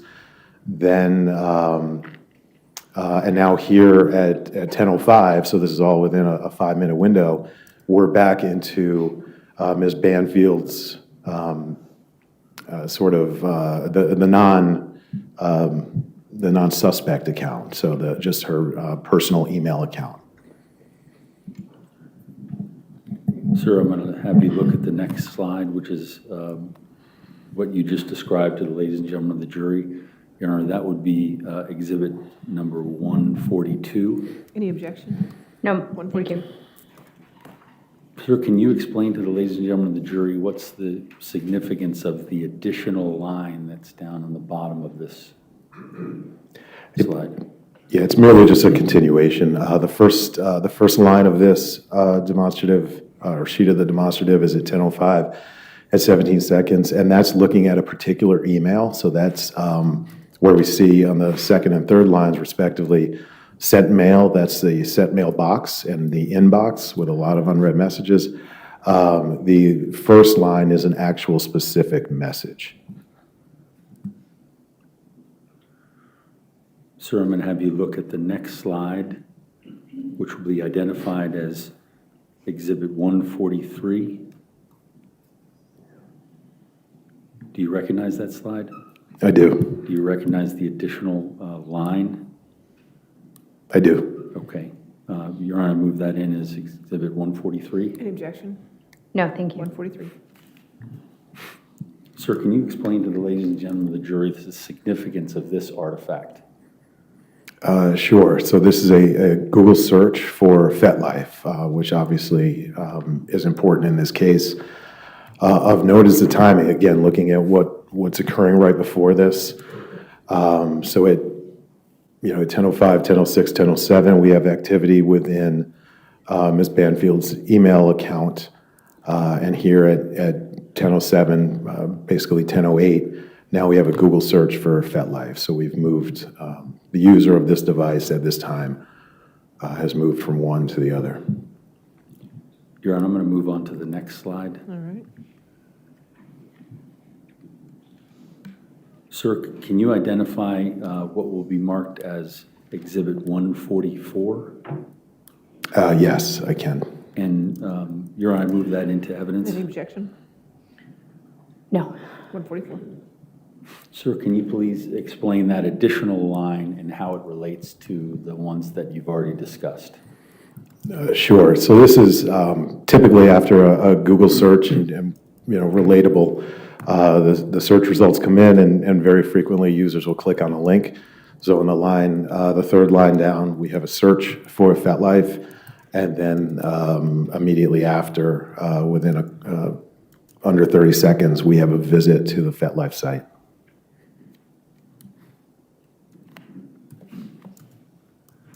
Your Honor, I'm going to move to the next slide, All right. and this will be identified as exhibit 145. Sir, is that an artifact that you utilized in creating this slide? It is. Okay. Your Honor, I move that in as exhibit 145. Any objection? No objection. 145. Sir, please explain the significance of this additional artifact to what you've already described for the ladies and gentlemen of the jury. So this is a second login to the alleged suspect email account, the CBRN 920 Gmail account, at 10:12 p.m. My experience is you cannot be logged into two Gmail accounts at once on the same device. So looking up to the top row of this slide, we're into Ms. Banfield's sort of personal email account. So at that point, this computer was logged into the C. Banfield RN account, and now we're seeing a re-login back to the CBRN 920 account. And is there any way to know what device that is? That was from this laptop, from Ms. Banfield's Lenovo laptop. Your Honor, I'm going to move on to the next slide. All right. And that will be identified as Exhibit 146. Sir, is this an artifact, or is this a slide that you created based upon your digital forensic analysis? It is. And Your Honor, I move that in as Defense Exhibit 146. Any objection? No. 146? So moving on, sir, can you explain to the ladies and gentlemen of the jury what the significance of the data that's before them? This is from Ms. Banfield's mobile device. This is a little bit later in the 10 o'clock hour, from 10:43 to 10:46 p.m. And these are just website visits that were performed using her mobile device at the time. Your Honor, I'm going to move to the next slide. All right. And this will be identified as Exhibit 147. Sir, do you recognize that artifact? I do. And is that something that you reviewed in preparing this slide? It is. Can you please explain to the ladies and gentlemen of the jury what's the significance of this? Oh, I'm sorry. Your Honor, I move that in as, Any objection? No. I think she said no. No, you said no. I'm sorry, no. Okay, all right. 147 evidence, sorry. Okay, now it's on display, so if you could please explain that to the ladies and gentlemen of the jury. Yeah, this is simply opening the photo app on the Windows laptop. Your Honor, I'm going to move to the next slide, All right. identified as 148. Any objection to 148? No. 148 in evidence. Sir, explain to the ladies and gentlemen of the jury what the artifacts are and how they're significant. So the user of this device at this time, using the Photos app, edited the photo we saw back at the beginning of these slides. So if you remember the photo we saw that was downloaded from Facebook to the device ended in 1973_N. And now we see at 10:47 p.m. a new photo ending in 1973_N edit.jpg has now been used by the Photo app on Christine's laptop. Your Honor, I'm going to move to the next exhibit. Sir, do you recognize this exhibit? But I do, it's just a call out for, Okay, it'll be identified as Exhibit 148. 149. 149, I Any apologize. objection to 149? Well, he didn't make the circle himself, but I don't object. Okay, 149 in evidence. And I'm sorry, if you could, the jury now sees that. What were you saying about that? yeah, that the circle is just a call out to what I described, just taking note of the file name. Your Honor, I'm going to move to the next slide. This will be identified as Exhibit 150. Any objection to 150? Nope. 150.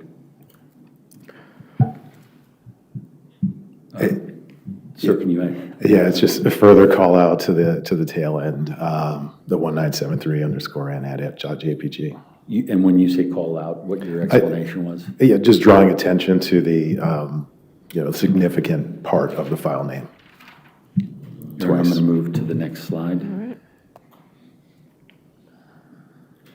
Sir, do you see the slide in front of you? I do. Okay, and this would be identified as Exhibit 151. 151, any objection to 151?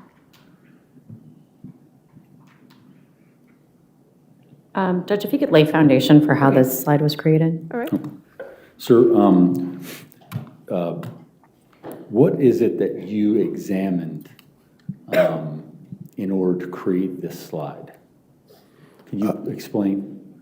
Sure. I reviewed the responsive documents provided by FetLife to create this. I took screen grabs or snippets of those documents, which are rather voluminous, and I consolidated for me, what the salient points were into this slide.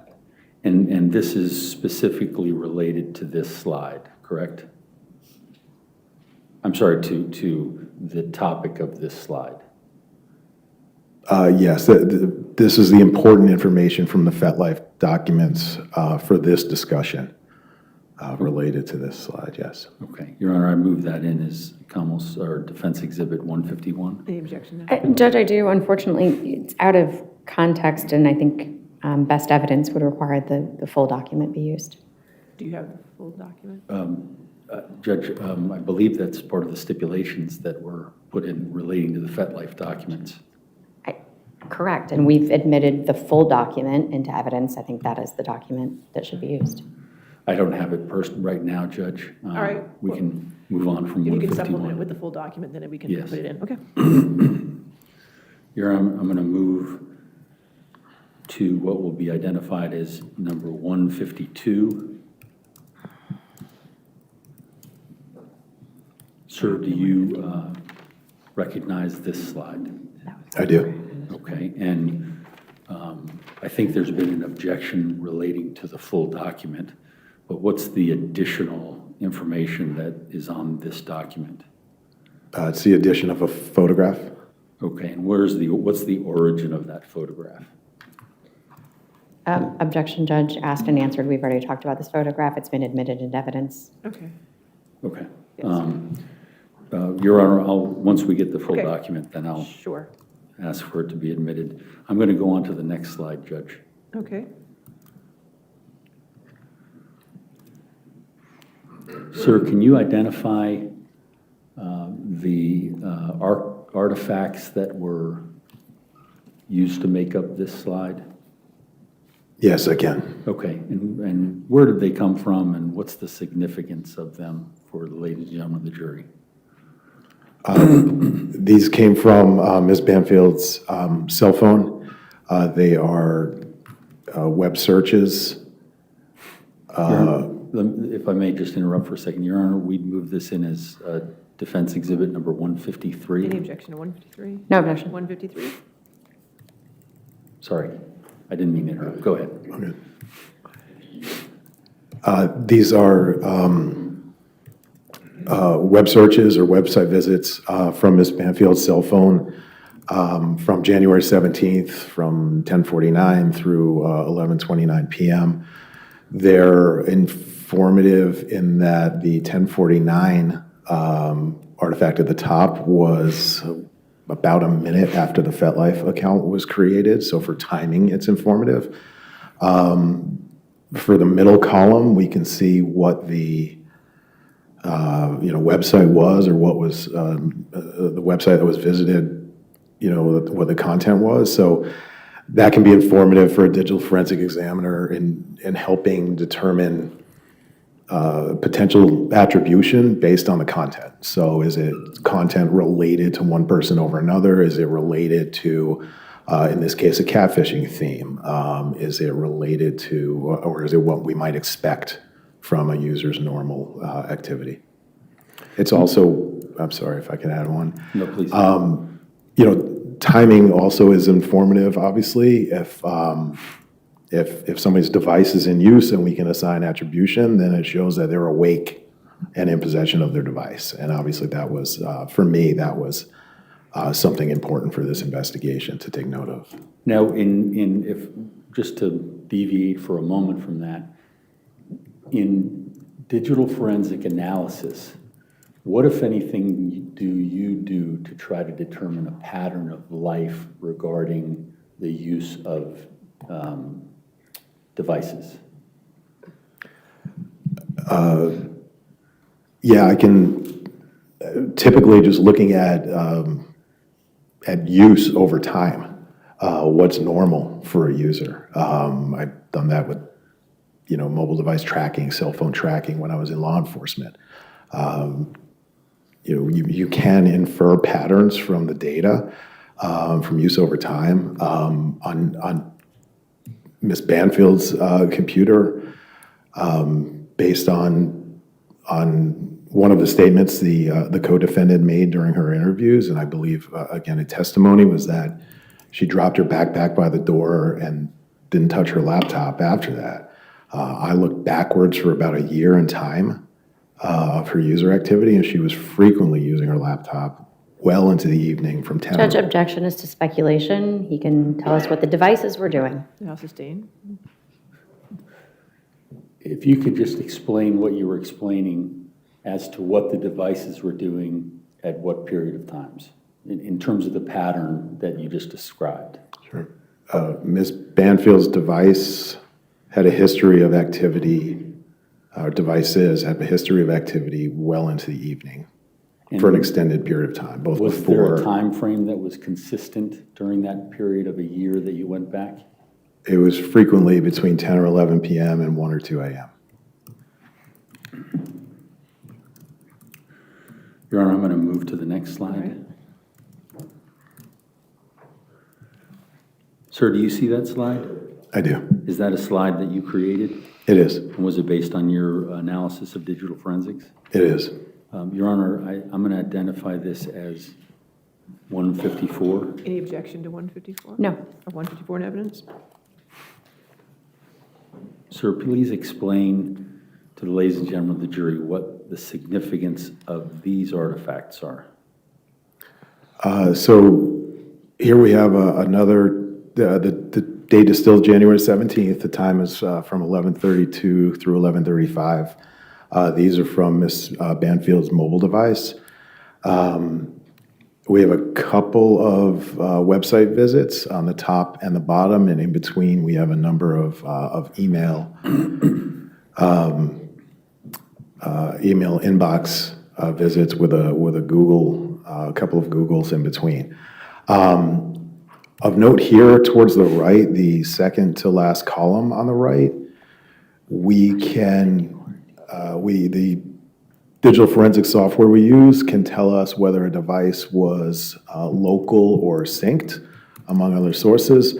So we can see where we see local, it means in this case, the two local artifacts were website visits on this device itself.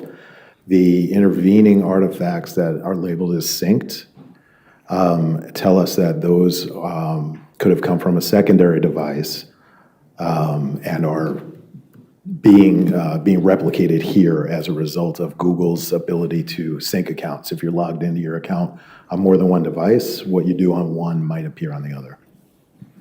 Now, the January 17th, what was the significance of January 17th again? The FetLife was created around 10:48 p.m. Okay, and so the timelines of all of these slides that the jury has seen are significant in terms of this setup. Objection, counsel's testifying. What's the significance of it relating to the times? Well, we've just walked through what was occurring on Ms. Banfield's laptop and her phone in the 45 minutes or so before through the 45 minutes or so after. And recalling the first slides we saw Windows log on to the laptop. So the activity that evening began around 10 o'clock when we first started running through these. And are you, based upon the analysis that you did during this slideshow presentation, are you able to opine as to, within the degrees of digital forensic analysis, your opinions as to what was going on January 17th? I am. Can you provide that opinion?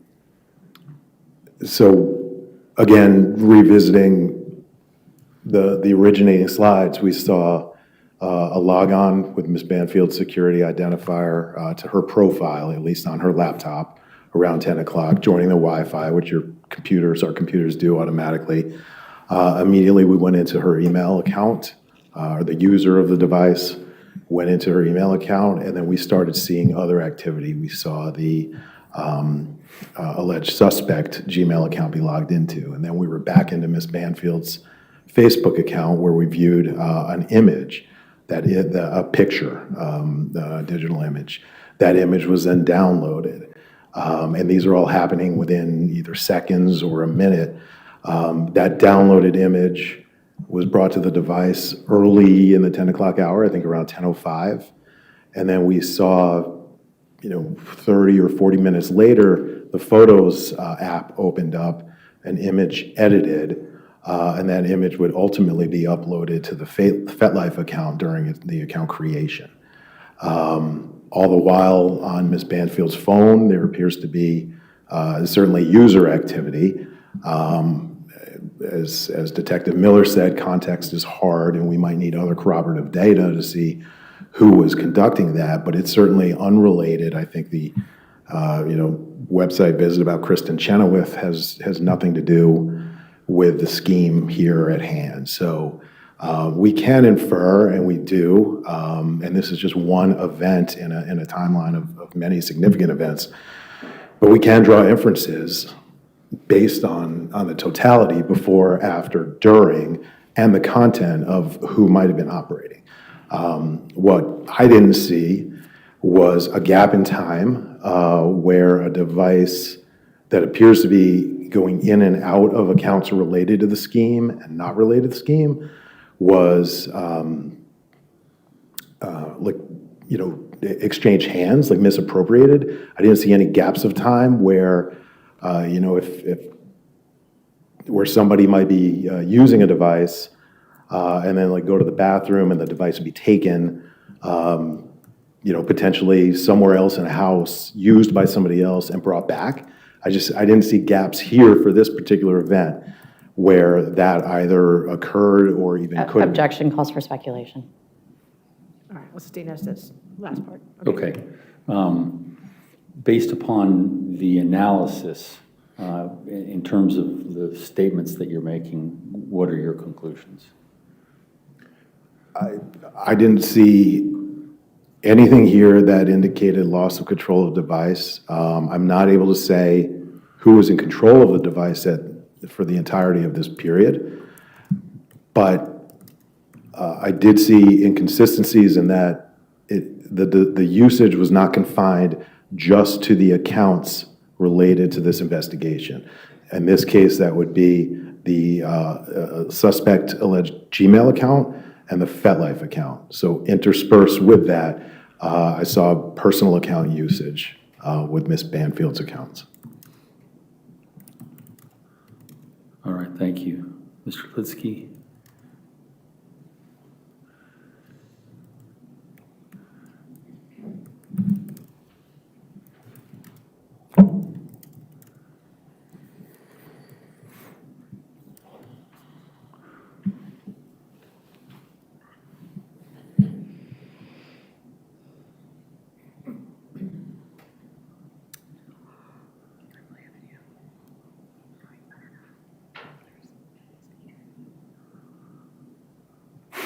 Sir, do you see the first slide before you?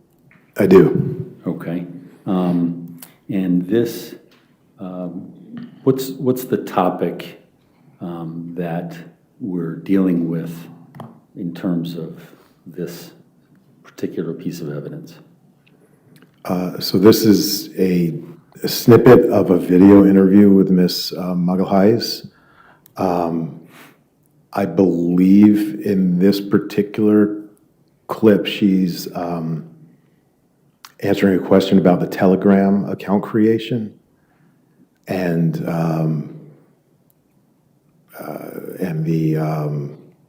the associated activity. I think the deleting of the SMS code that was used to stand up a Telegram account.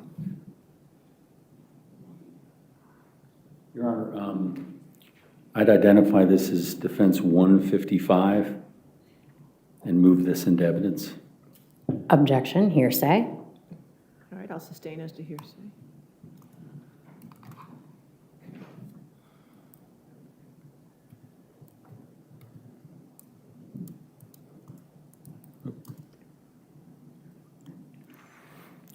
Sir, do you see the slide that's before you? I do.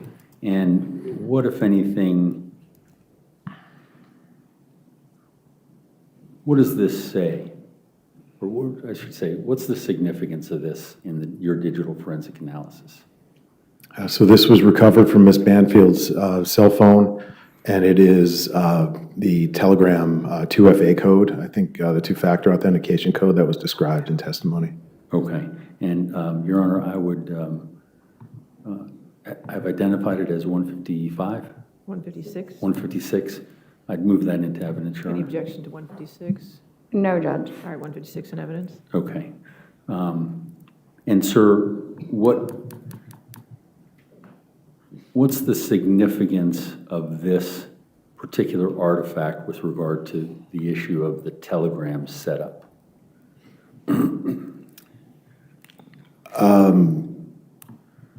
So the relevance here, I think, is corroborative information.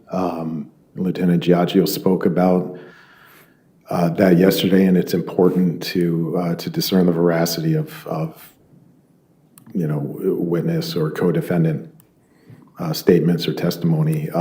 This artifact was recovered from Ms. Banfield's mobile device. From my understanding of the investigative materials provided to me, this had been deleted by Mr. Banfield. It wasn't deleted. It was still there. I understand. Objection as to the mischaracterization of previous testimony. If you want to approach, let's knock this out.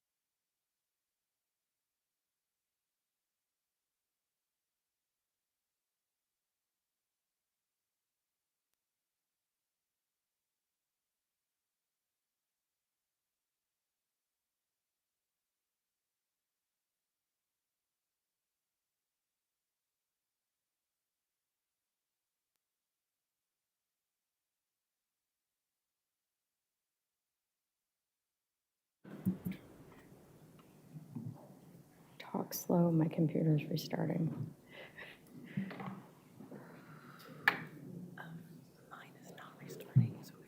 Can you open the document up?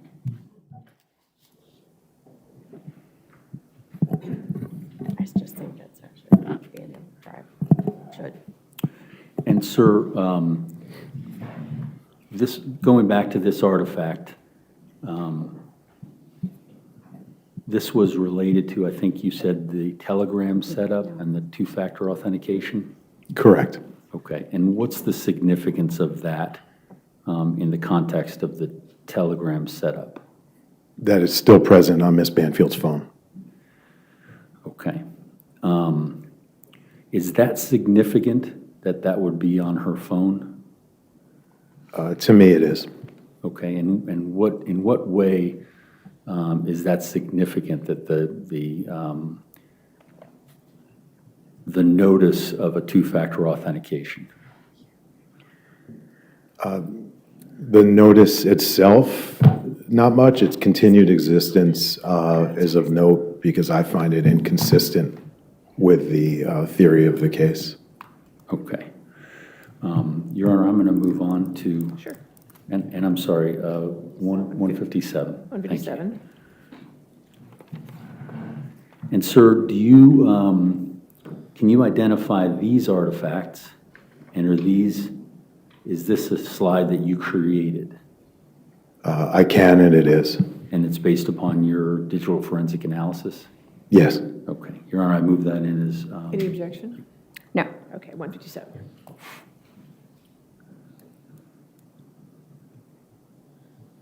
Sir, can you please explain that to the ladies and gentlemen of the jury? So these are, I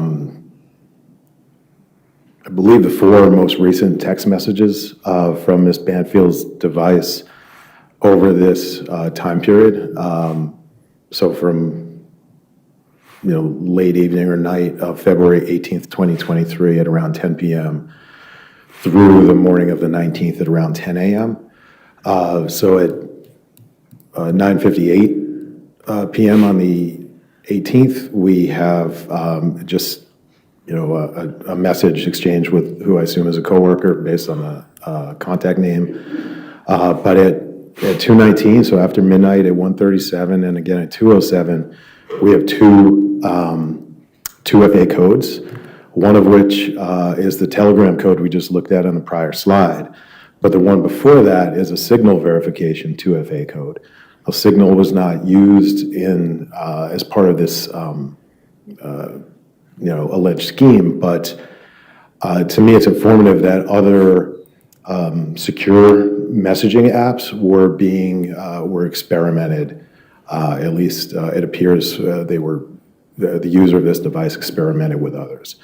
The message on the morning of the 19th. Again, with another coworker, is there only to show sort of bookend activity. The idea that, because the two FA messages from the early morning of the 19th were not deleted, they would be readily viewable by the user of the account the following morning. And so when normal sort of messaging activity resumed, the idea that to me, as a digital forensic examiner, the two FA codes, were not hidden or unseen by the user of this device. And so Objection calls for speculation. He can't testify as to what someone saw or not. All right, I'll sustain as to the last part there. in terms of, you said 2FA, in the event that somebody doesn't know what that is, describe what two-factor authentication is. Yeah, two-factor authentication, 2FA, is a number of service providers just require device possession. It's a way for them to confirm that you're holding and using and have authority, in theory, to use the device that you're registering. So it prevents us from signing each other up for a bunch of accounts. So that's why in this case, Signal and Telegram require you to be in possession of the phone that you're asking them to permit your use on their servers. And in in a situation or in a case like this with the allegations, would a two-factor authentication code's existence, Objection leading. Or sustain us to leading. what if any significance would that hold in a case such as this? For me, based on my experience, both as an investigator and a digital forensic examiner, any misattribution scheme to include catfishing, the name, misattribution is important. You want to hide your tracks. The idea is that the target of your efforts is unaware that they are being targeted, and you're exerting effort, on that plan. So if you leave evidence behind, if you leave something that, Judge, objection. This is speculative. He's speaking about what people do in catfishing. I don't think he is speaking to what happened in this case, and I don't believe that Overruled. Okay, you can continue. so the idea is to hide the hand, right? If somebody sees that their device or devices were tampered with, or there's usage that's not their own, they may become suspicious, they might question it. It could certainly raise a red flag. So traditionally, in my experience, one would remove all traces of their activity if in fact it is misattribution. Here, I'm going to move on to the next slide. Okay.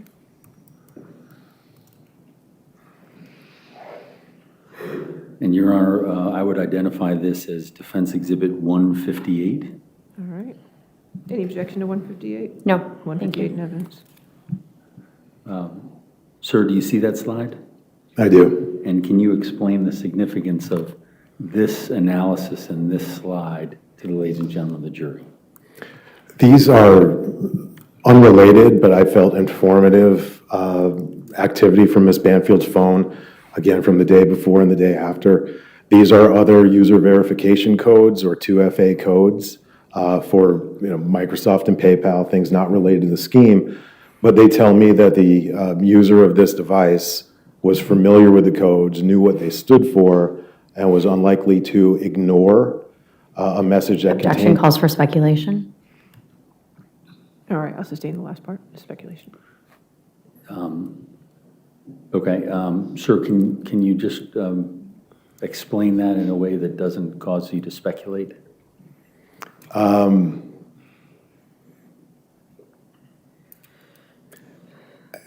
For me, being aware of or familiar with how a certain item works would cause me not to ignore it if I... Objection, Judge. He's testifying as to his personal experience. I'll sustain the objection.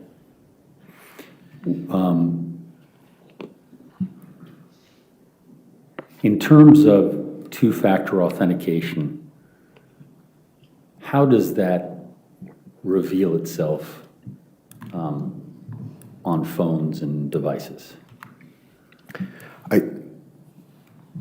It's readily identifiable by his face. I mean, we can look at the message and see what they are. Any users or people who engage in 2FA activity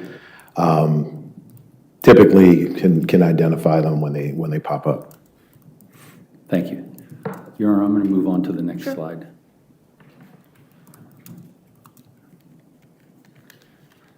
Your Honor, this would be identified as Defense Exhibit 159. Any objection to 159? No. 159 evidence. What does this say, Mr. Litsky? And if you could explain that to the ladies and gentlemen of the jury. At 1:34 a.m. or approximately 1:34 a.m. on February 19th, an application was installed on Ms. Banfield's mobile device. We can see the name of it, thoughtcrime.secure SMS. That's the corporate name or the fancy name for Signal, which is a secure SMS messaging platform. Can I just interrupt you for a second? Yeah. What is SMS? It's communication, it's messaging. It's just a digital communication platform. Okay, sorry. Not all. So Signal was installed on Ms. Banfield's device at approximately 1:34 that same evening. Informative, although even though it didn't play into this case and this investigation, it is, I'd say, a comparable app to Telegram. Judge, I'm going to object to that statement. I don't believe that the witness has laid any foundation to suggest that Signal wasn't part of this investigation. I guess foundation is the question. If you Okay. In your examination of the evidence that has been provided to the defense, does that inform your statement that you just made in terms of Signal? Yes, my understanding of the evidence I've reviewed is that the suspect Gmail account was in use, FetLife, and Telegram was the secure messaging application that was used. Other similar applications like Signal, I did not see, nor was I made aware of any use by those on those platforms. Okay. Can you please continue with your answer? Sure. Signal was installed on this device, irrespective of what its intended use was for. We saw the Signal 2FA code on the slide before, and that's expected of what we'd see with an installation. That's usually when they require us to confirm the device that we're registering. Just given that it was a secure SMS that was installed or at least reviewed around the same time that the Telegram app was also being installed, I thought it might be related, and I flagged it of interest for that purpose. And is it noteworthy in your investigation the email account that was used? So the email account that's on here is obviously Ms. Banfield's. That would be the account associated with the device itself in the Google Play Store, which is required to download apps. So yeah, that is the account that was associated with the phone and this resulting download or installation. Thank you, sir.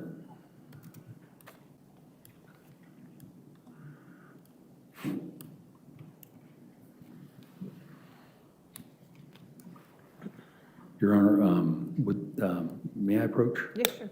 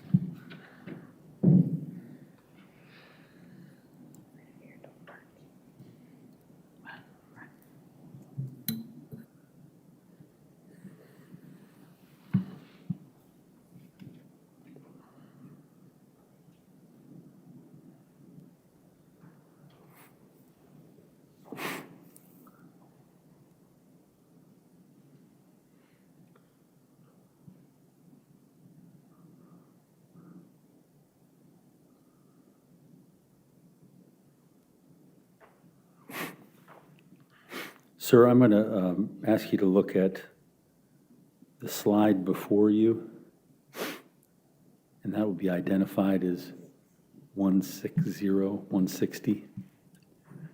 I see it. Objection to 160? Okay. Sir, what, if anything, did you look at in order to create this slide in terms of your digital forensics analysis? This is a data location or a location of Ms. Magalhães' device, her mobile phone, on February 20th and at 10:46 p.m. I'm sorry, did you say the co-defendant's name? Yes. Okay. And what was used to create this document? This is data recovered from her phone itself. Okay. And the map portion of it? The digital forensic software we use, when it encounters a location artifact, it gives us a little map. And what's the name of that? What's the name of that software? This is magnets. This is a magnet axiom Okay. software. So it's the same as what Detective Miller used in extracting these devices and creating the portable case? It is. And so this would be identical to what you received from the portable case? Yes, this is an artifact from within it. Your Honor, I move that in as Commonwealth's Exhibit 160. R-160 in evidence? So we're into it. Well, you tell me, what's the significance of this, and is it related to what you just showed the ladies and gentlemen of the jury? This, this was a data point, a geographical data point recorded by Ms. Magalhães' phone on the evening of February 20th, basically at 10:46 p.m. And February 20th is significant for what reason? I believe February 20th, there was significant Telegram conversation, maybe FetLife conversation as well, and was the night of the voice verification phone call between, with Joe Ryan.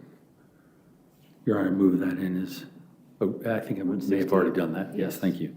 Your Honor, I'm going to move to the next slide.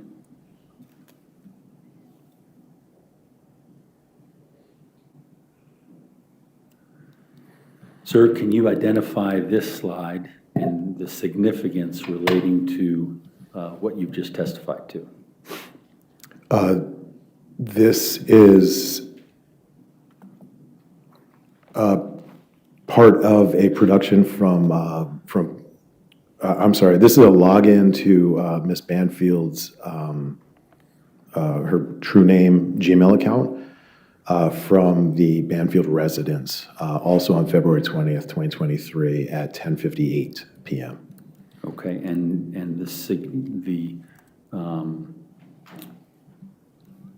is there a timing issue that you're highlighting here?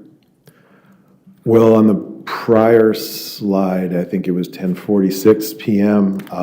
Ms. Magalhães, or at least her phone, was at Lifetime Fitness in Reston, Virginia. Here, 12 minutes later, we have somebody logging into Ms. Banfield's account from the house. Your Honor, I'm sorry, I identify this as Exhibit 161, Yes. and I'd move that into evidence. Any objection? No, ma'am. 167 in evidence. Oh, 161, I'm sorry, in evidence. Your Honor, I'm going to move back to the back slide so that Okay, there's you go context back. to what. 160 is in evidence. Sir, was this the slide you were talking about, and this is the timing that you were talking about? This is the beginning of a sequence of events and timing, yes. Okay. And this is 161, the current slide. Correct. And it wasn't up for the jury when you were explaining it. Can you go over that again quickly? Sure, this is just a representation of a login to Ms. Banfield's personal email account from the house from the Banfield residence at 10:58 p.m. Your Honor, I'm going to move to the next slide, which will be designated or identified as 162.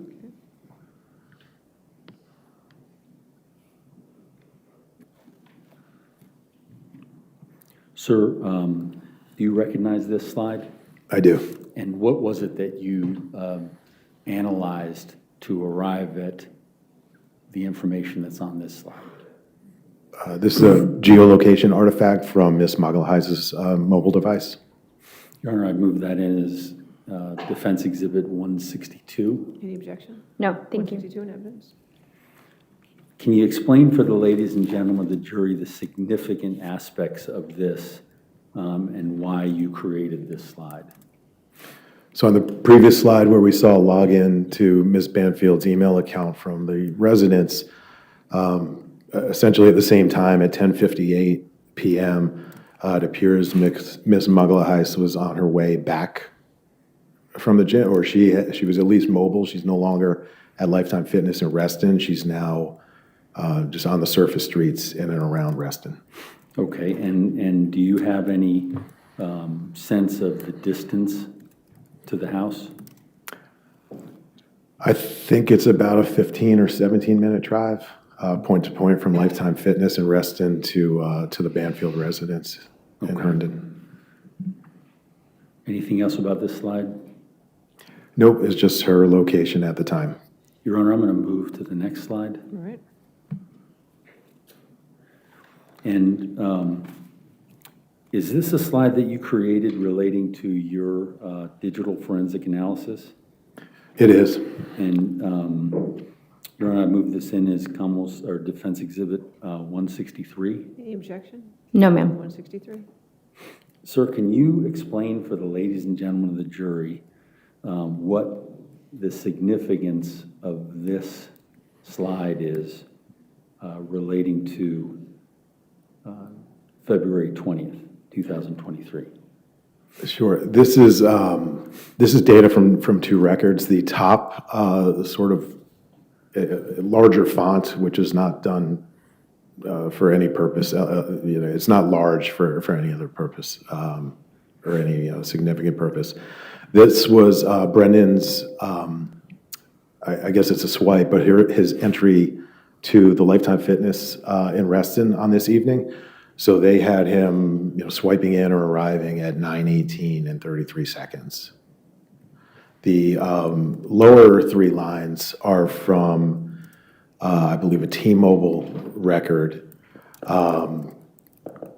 showing Mr. Banfield's position as T-Mobile recorded it, and it's not precise. However, it does reflect the nearest tower, or the tower that was handling the data to Mr. Banfield's phone at the time of the record. So we see that he swiped into the gym at 9:18 p.m. T-Mobile, again, a service provider record, is going to be in UTC, so we have to do some math. But the third line of the T-Mobile section at 3:59 a.m., that would show, that would actually correspond to February 20th, 2023 at 10:59 p.m., and he was still on the same tower. So the reason 3 towers were shown with the Roger Bacon Drive address is to show the consistency. So again, Mr. Banfield logged into the gym in Reston at 9:18. We see at 9:39, with the conversion of the first line of the T-Mobile records, that their tower at Roger Bacon Drive in Reston, which is close in proximity to Lifetime Fitness, handled his data at that time. We see on the next line at, which would now be 10:18 p.m., he was receiving data from T-Mobile on that same tower. And then the third line, which is 10:59 p.m., he's still receiving data from that same tower. So it's just one set of data points corroborating the other, confirming the other. And so what would you conclude based upon that slide? That at 10:59 p.m., Mr. Banfield was still in or at or Objection around. calls for speculation. It would be his device, not. Yes, based upon, okay. I think we have to speak in terms of the devices. What can you conclude based on this regarding his device or devices? That Mr. Banfield's Lifetime Gym swipe card was arrested at 9:18, and that Mr. Banfield's mobile device was in vicinity of Lifetime Fitness through at least 10:59 p.m. all on the evening of the 20th of February. Your Honor, I'm going to move to the next slide. And that will be 164. Correct. Sir, can you identify this? I can. And was this something that you created? I did. And what, if anything, did you use to create this? Google Maps. Your Honor, I move this in as Defense Exhibit 164. Any objection? No objection. 164. Sir, can you explain to the ladies and gentlemen of the jury what this created slide says, and what's the significance of it? This is just a visual representation of what I was just describing. So the red dot on the left side of the screen is just the location of T-Mobile's tower at on I think Roger Bacon Drive, and we can see where it's fairly close to the Lifetime Fitness gym in Reston. And is there any indication of where the device is at this time? Well, on the prior slide, we saw where Mr. Banfield's device was on the evening of the 20th between, the 9 and 11 o'clock p.m. hours. Okay. This is just showing the tower that the data, what T-Mobile tells us. Okay. And you created this to be a complement to what you had done in the previous slide? Yes, just to visualize it. It's just to visualize it. Your Honor, I'm going to move on to the next slide, which will be identified as Exhibit 165.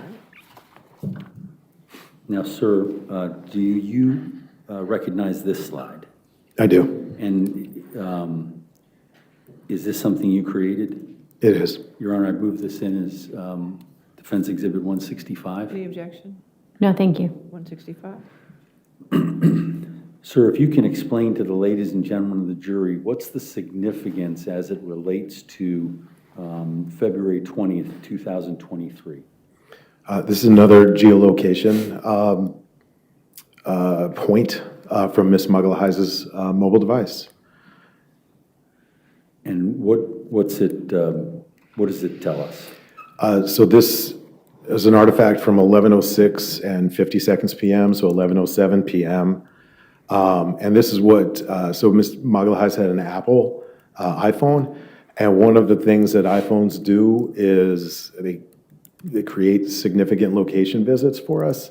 So places we go frequently, like home, work, gym, Apple categorizes them as significant locations of visits. It doesn't mean anything for us as users, but on the back end, as a digital forensic examiner, artifacts like this can be informative. So in this case, it tells me this is when she probably walked through the door, and her iPhone says I'm home, basically. Your Honor, I'm going to switch to the next slide, All right. which will be designated as Exhibit 166.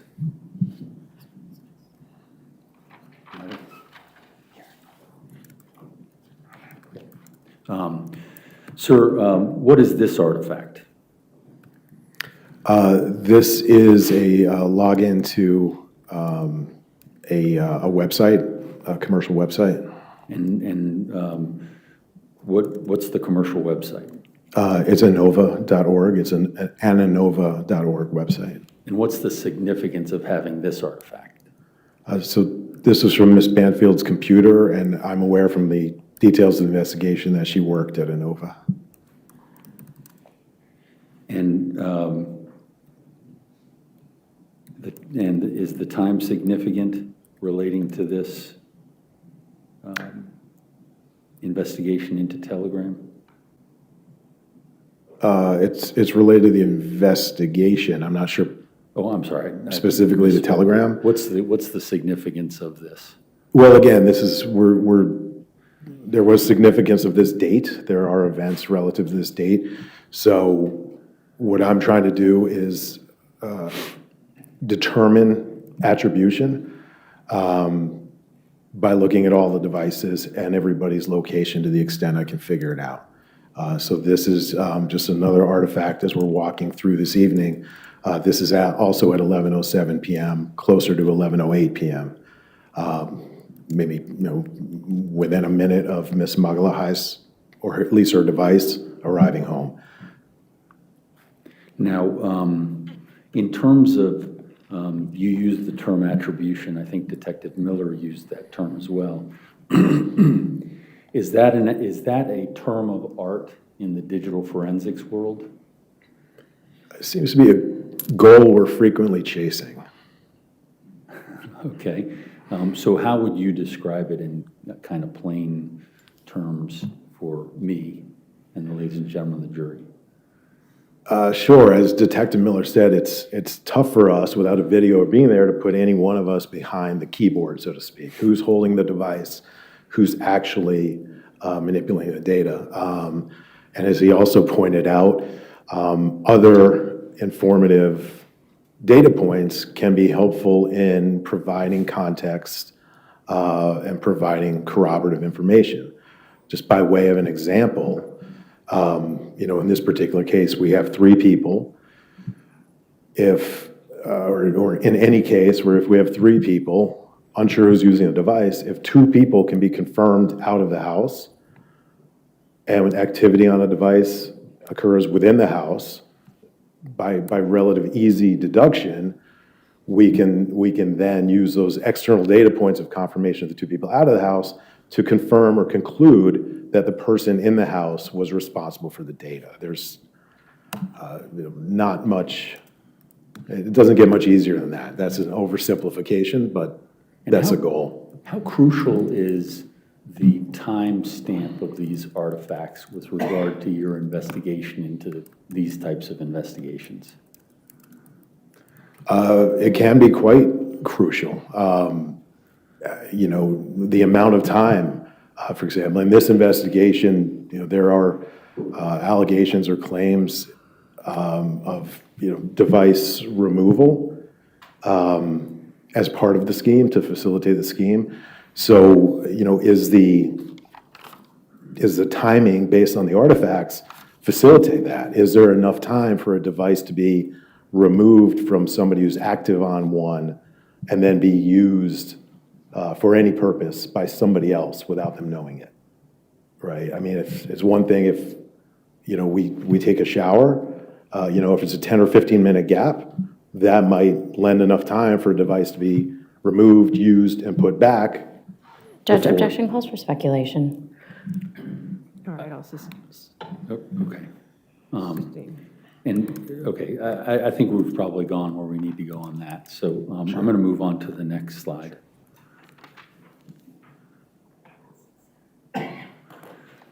Your Honor, I'm going to identify it as Defense Exhibit 167. Okay. Sir, do you recognize that? I do. And what's the significance of that artifact in relation to your investigation? This is a login from the Banfield residence on the same evening of February 20th to the alleged suspect account, the CBRN 920 account that was used to facilitate ultimately the FetLife and then onto the telegram and the eventual meeting. Your Honor, I'd identify this and ask for it to be moved into evidence number 167. Any objection? No, thank you. 67? And once the ladies and gentlemen of the jury see that, can you please go over what the significance of this is? Sure. As I said, this is a login reported by Google to the CBRN 920 at Gmail account. So that is the email account that was being used to facilitate or to set up FetLife and then ultimately to the communication which led to the events of the 24th of February in 2023. This was on the evening of February 20th, and the time was 11:08 and 13 seconds, so 11:08 p.m. And I'm sorry, did you mention the account that was created or that was used? Yeah. Yes, Judge asked and answered. I just didn't hear, Judge, I'm sorry. All right. If it was, that's fine. I did. Okay. Your Honor, I'm going to move on to Exhibit 168. Oh, sorry. Is there anything additional that relating to your digital forensic analysis on 167 that you can explain to the ladies and gentlemen of the jury? There is, I mean, the timing to me was significant on this particular artifact, but we'd have to point it out, go back to the slide prior. Okay. If Your Honor, that's possible. If I may, I'm going to go back to All right, this that's fine. slide prior. I know.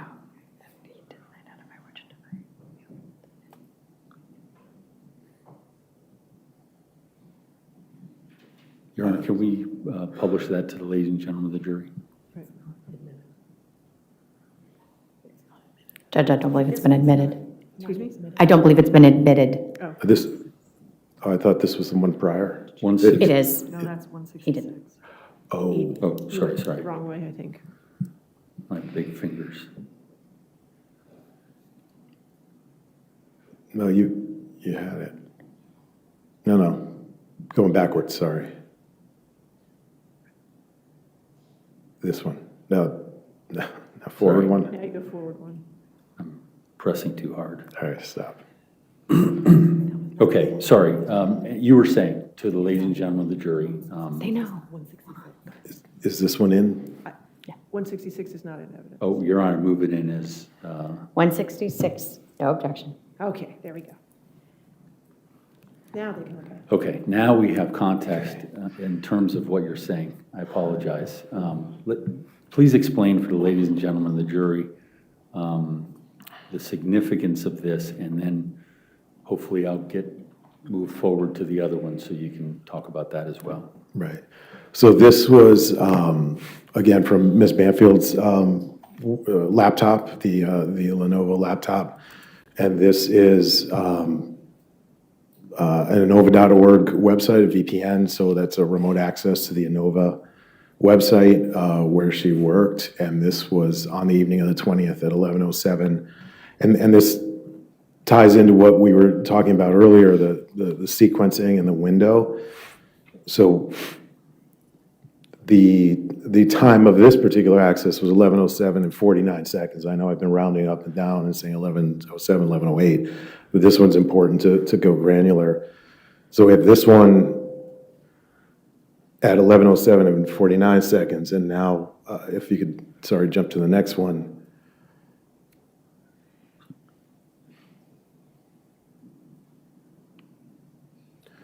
So this activity, which is a login to the suspect email account, was 23 seconds later, 24? And this is identified as 167? It's in evidence. Yes. 167 is in. I just wanted to say for the record. Okay. Yeah, so 24 seconds later, so that's the window we're talking about here. For me as an investigator with the facts consistent with this case, we've gone from a activity on the laptop that is unique to one person. In this case, to my understanding, Objection calls for speculation. All right, that's sustained. Can you explain it in a different way? we've gone from unrelated activity on the related activity on the laptop unrelated to the scheme. 24 seconds later to something central to the scheme. So we've gone from an Innova website to the suspect Gmail account in a 24-second window. And just so we're clear, the Innova website was, what device was that on? Ms. Banfield's laptop. Okay. Your Honor, I'm going to move to the next slide.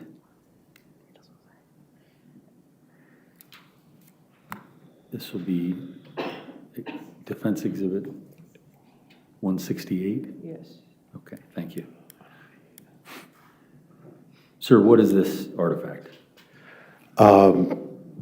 This is a login or usage of the Telegram app on Ms. Banfield's laptop computer. Okay. And is there anything significant about the start time and end time, I guess? The start time is of most significance here at this stage of our chronology.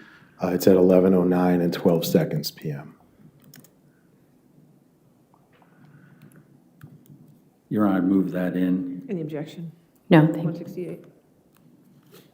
I apologize. Mr. Lidsky, can you explain that to the ladies and gentlemen of the jury to give them context?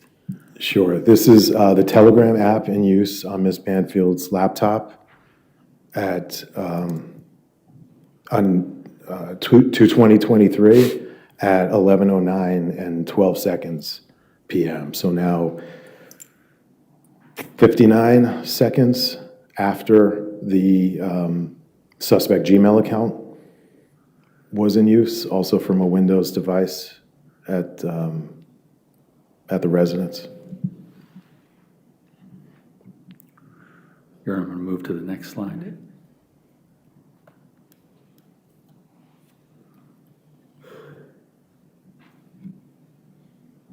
Your Honor, may I just consult with counsel? All right.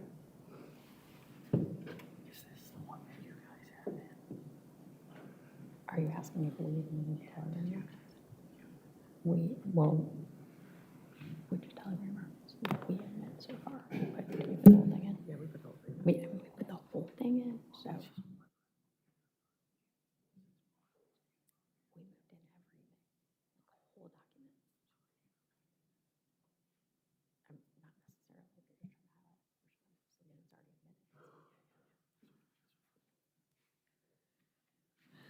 Your Honor, I'd move this exhibit in as Exhibit 169.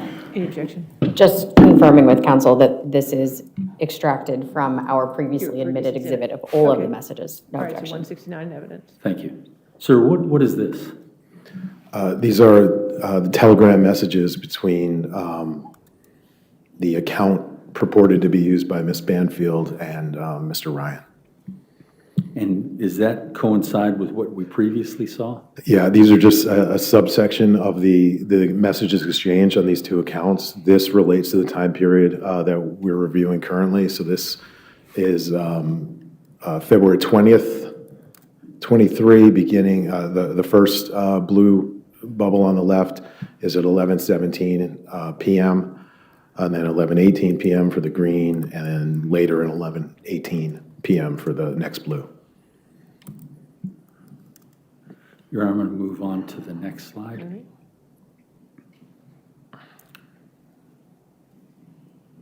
I believe that'll be identified as Exhibit 170. Okay. Sir, do you see that on your screen? I do.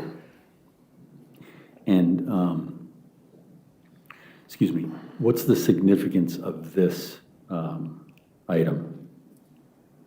These are FetLife messages from the night of February 20th, 2023. And, Your Honor, I move these in as the Defense Exhibit 170. Any objection? Again, same judge, I believe we've got Okay. the entire document in already. All right, 170. Now, sir, can you explain to the ladies and gentlemen of the jury what it is as a digital forensic examiner you're looking at in the context of your investigation of February 20th?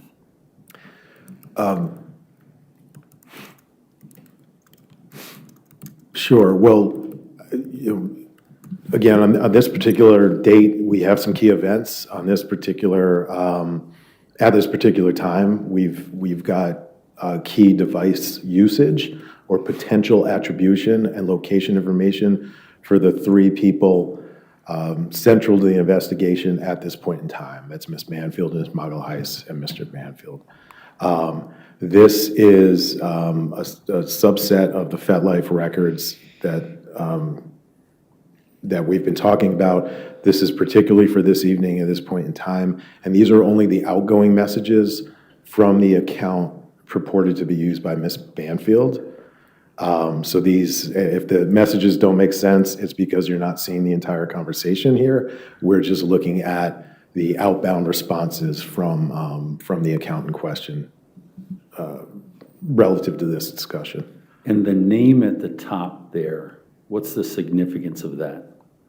So one of the messages this evening was about starting, and this is in the larger, for what I analyzed in the larger FetLife communication. We saw where Telegram was installed in the prior deck, I think on the 19th. Now we're seeing where we start to transition from FetLife to Telegram by the person using this account. Mr. Carroll, is this a good time to take a break then? Yes, yes. All right, let's go ahead and take our lunch break at this time, ladies and gentlemen. Again, do not discuss the case with anybody and don't do any outside research.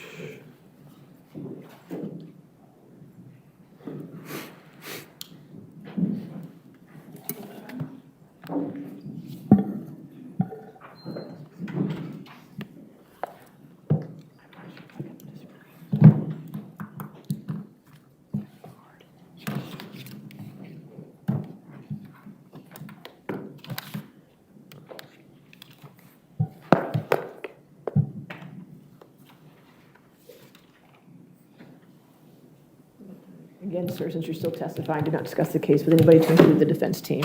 I'll come back at 2:05 then. Thank you. Yes, thank you.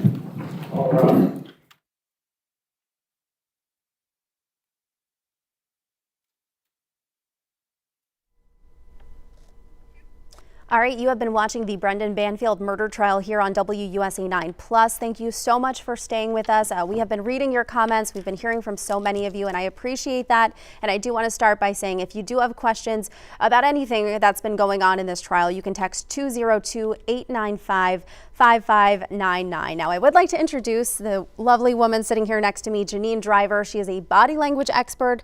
I know you have a ton of experience. You want to go through your credentials real quick? Yeah, Katie, I'm excited to be here, even though it's under such sad circumstances. My background's ATF, the Bureau of Alcohol, Tobacco, and Firearms. I was there 17 and a half years. Wow. My specialty is detecting deception and analytic interviewing and firearms trafficking, which of course this involves like firearm, but not trafficking. And I spilled my career into writing a couple books. You Say More Than You Think, You Can't Lie to Me, and one became a New York Times bestseller, translated in, I think there's like 22 languages now. And I weigh in on cases just like this, often for Court TV and other big media outlets. I'm excited to share my content and analyze what's happening here and separate fact from fiction. Right. And it's not just body language, there's words also, Katie, and you at home.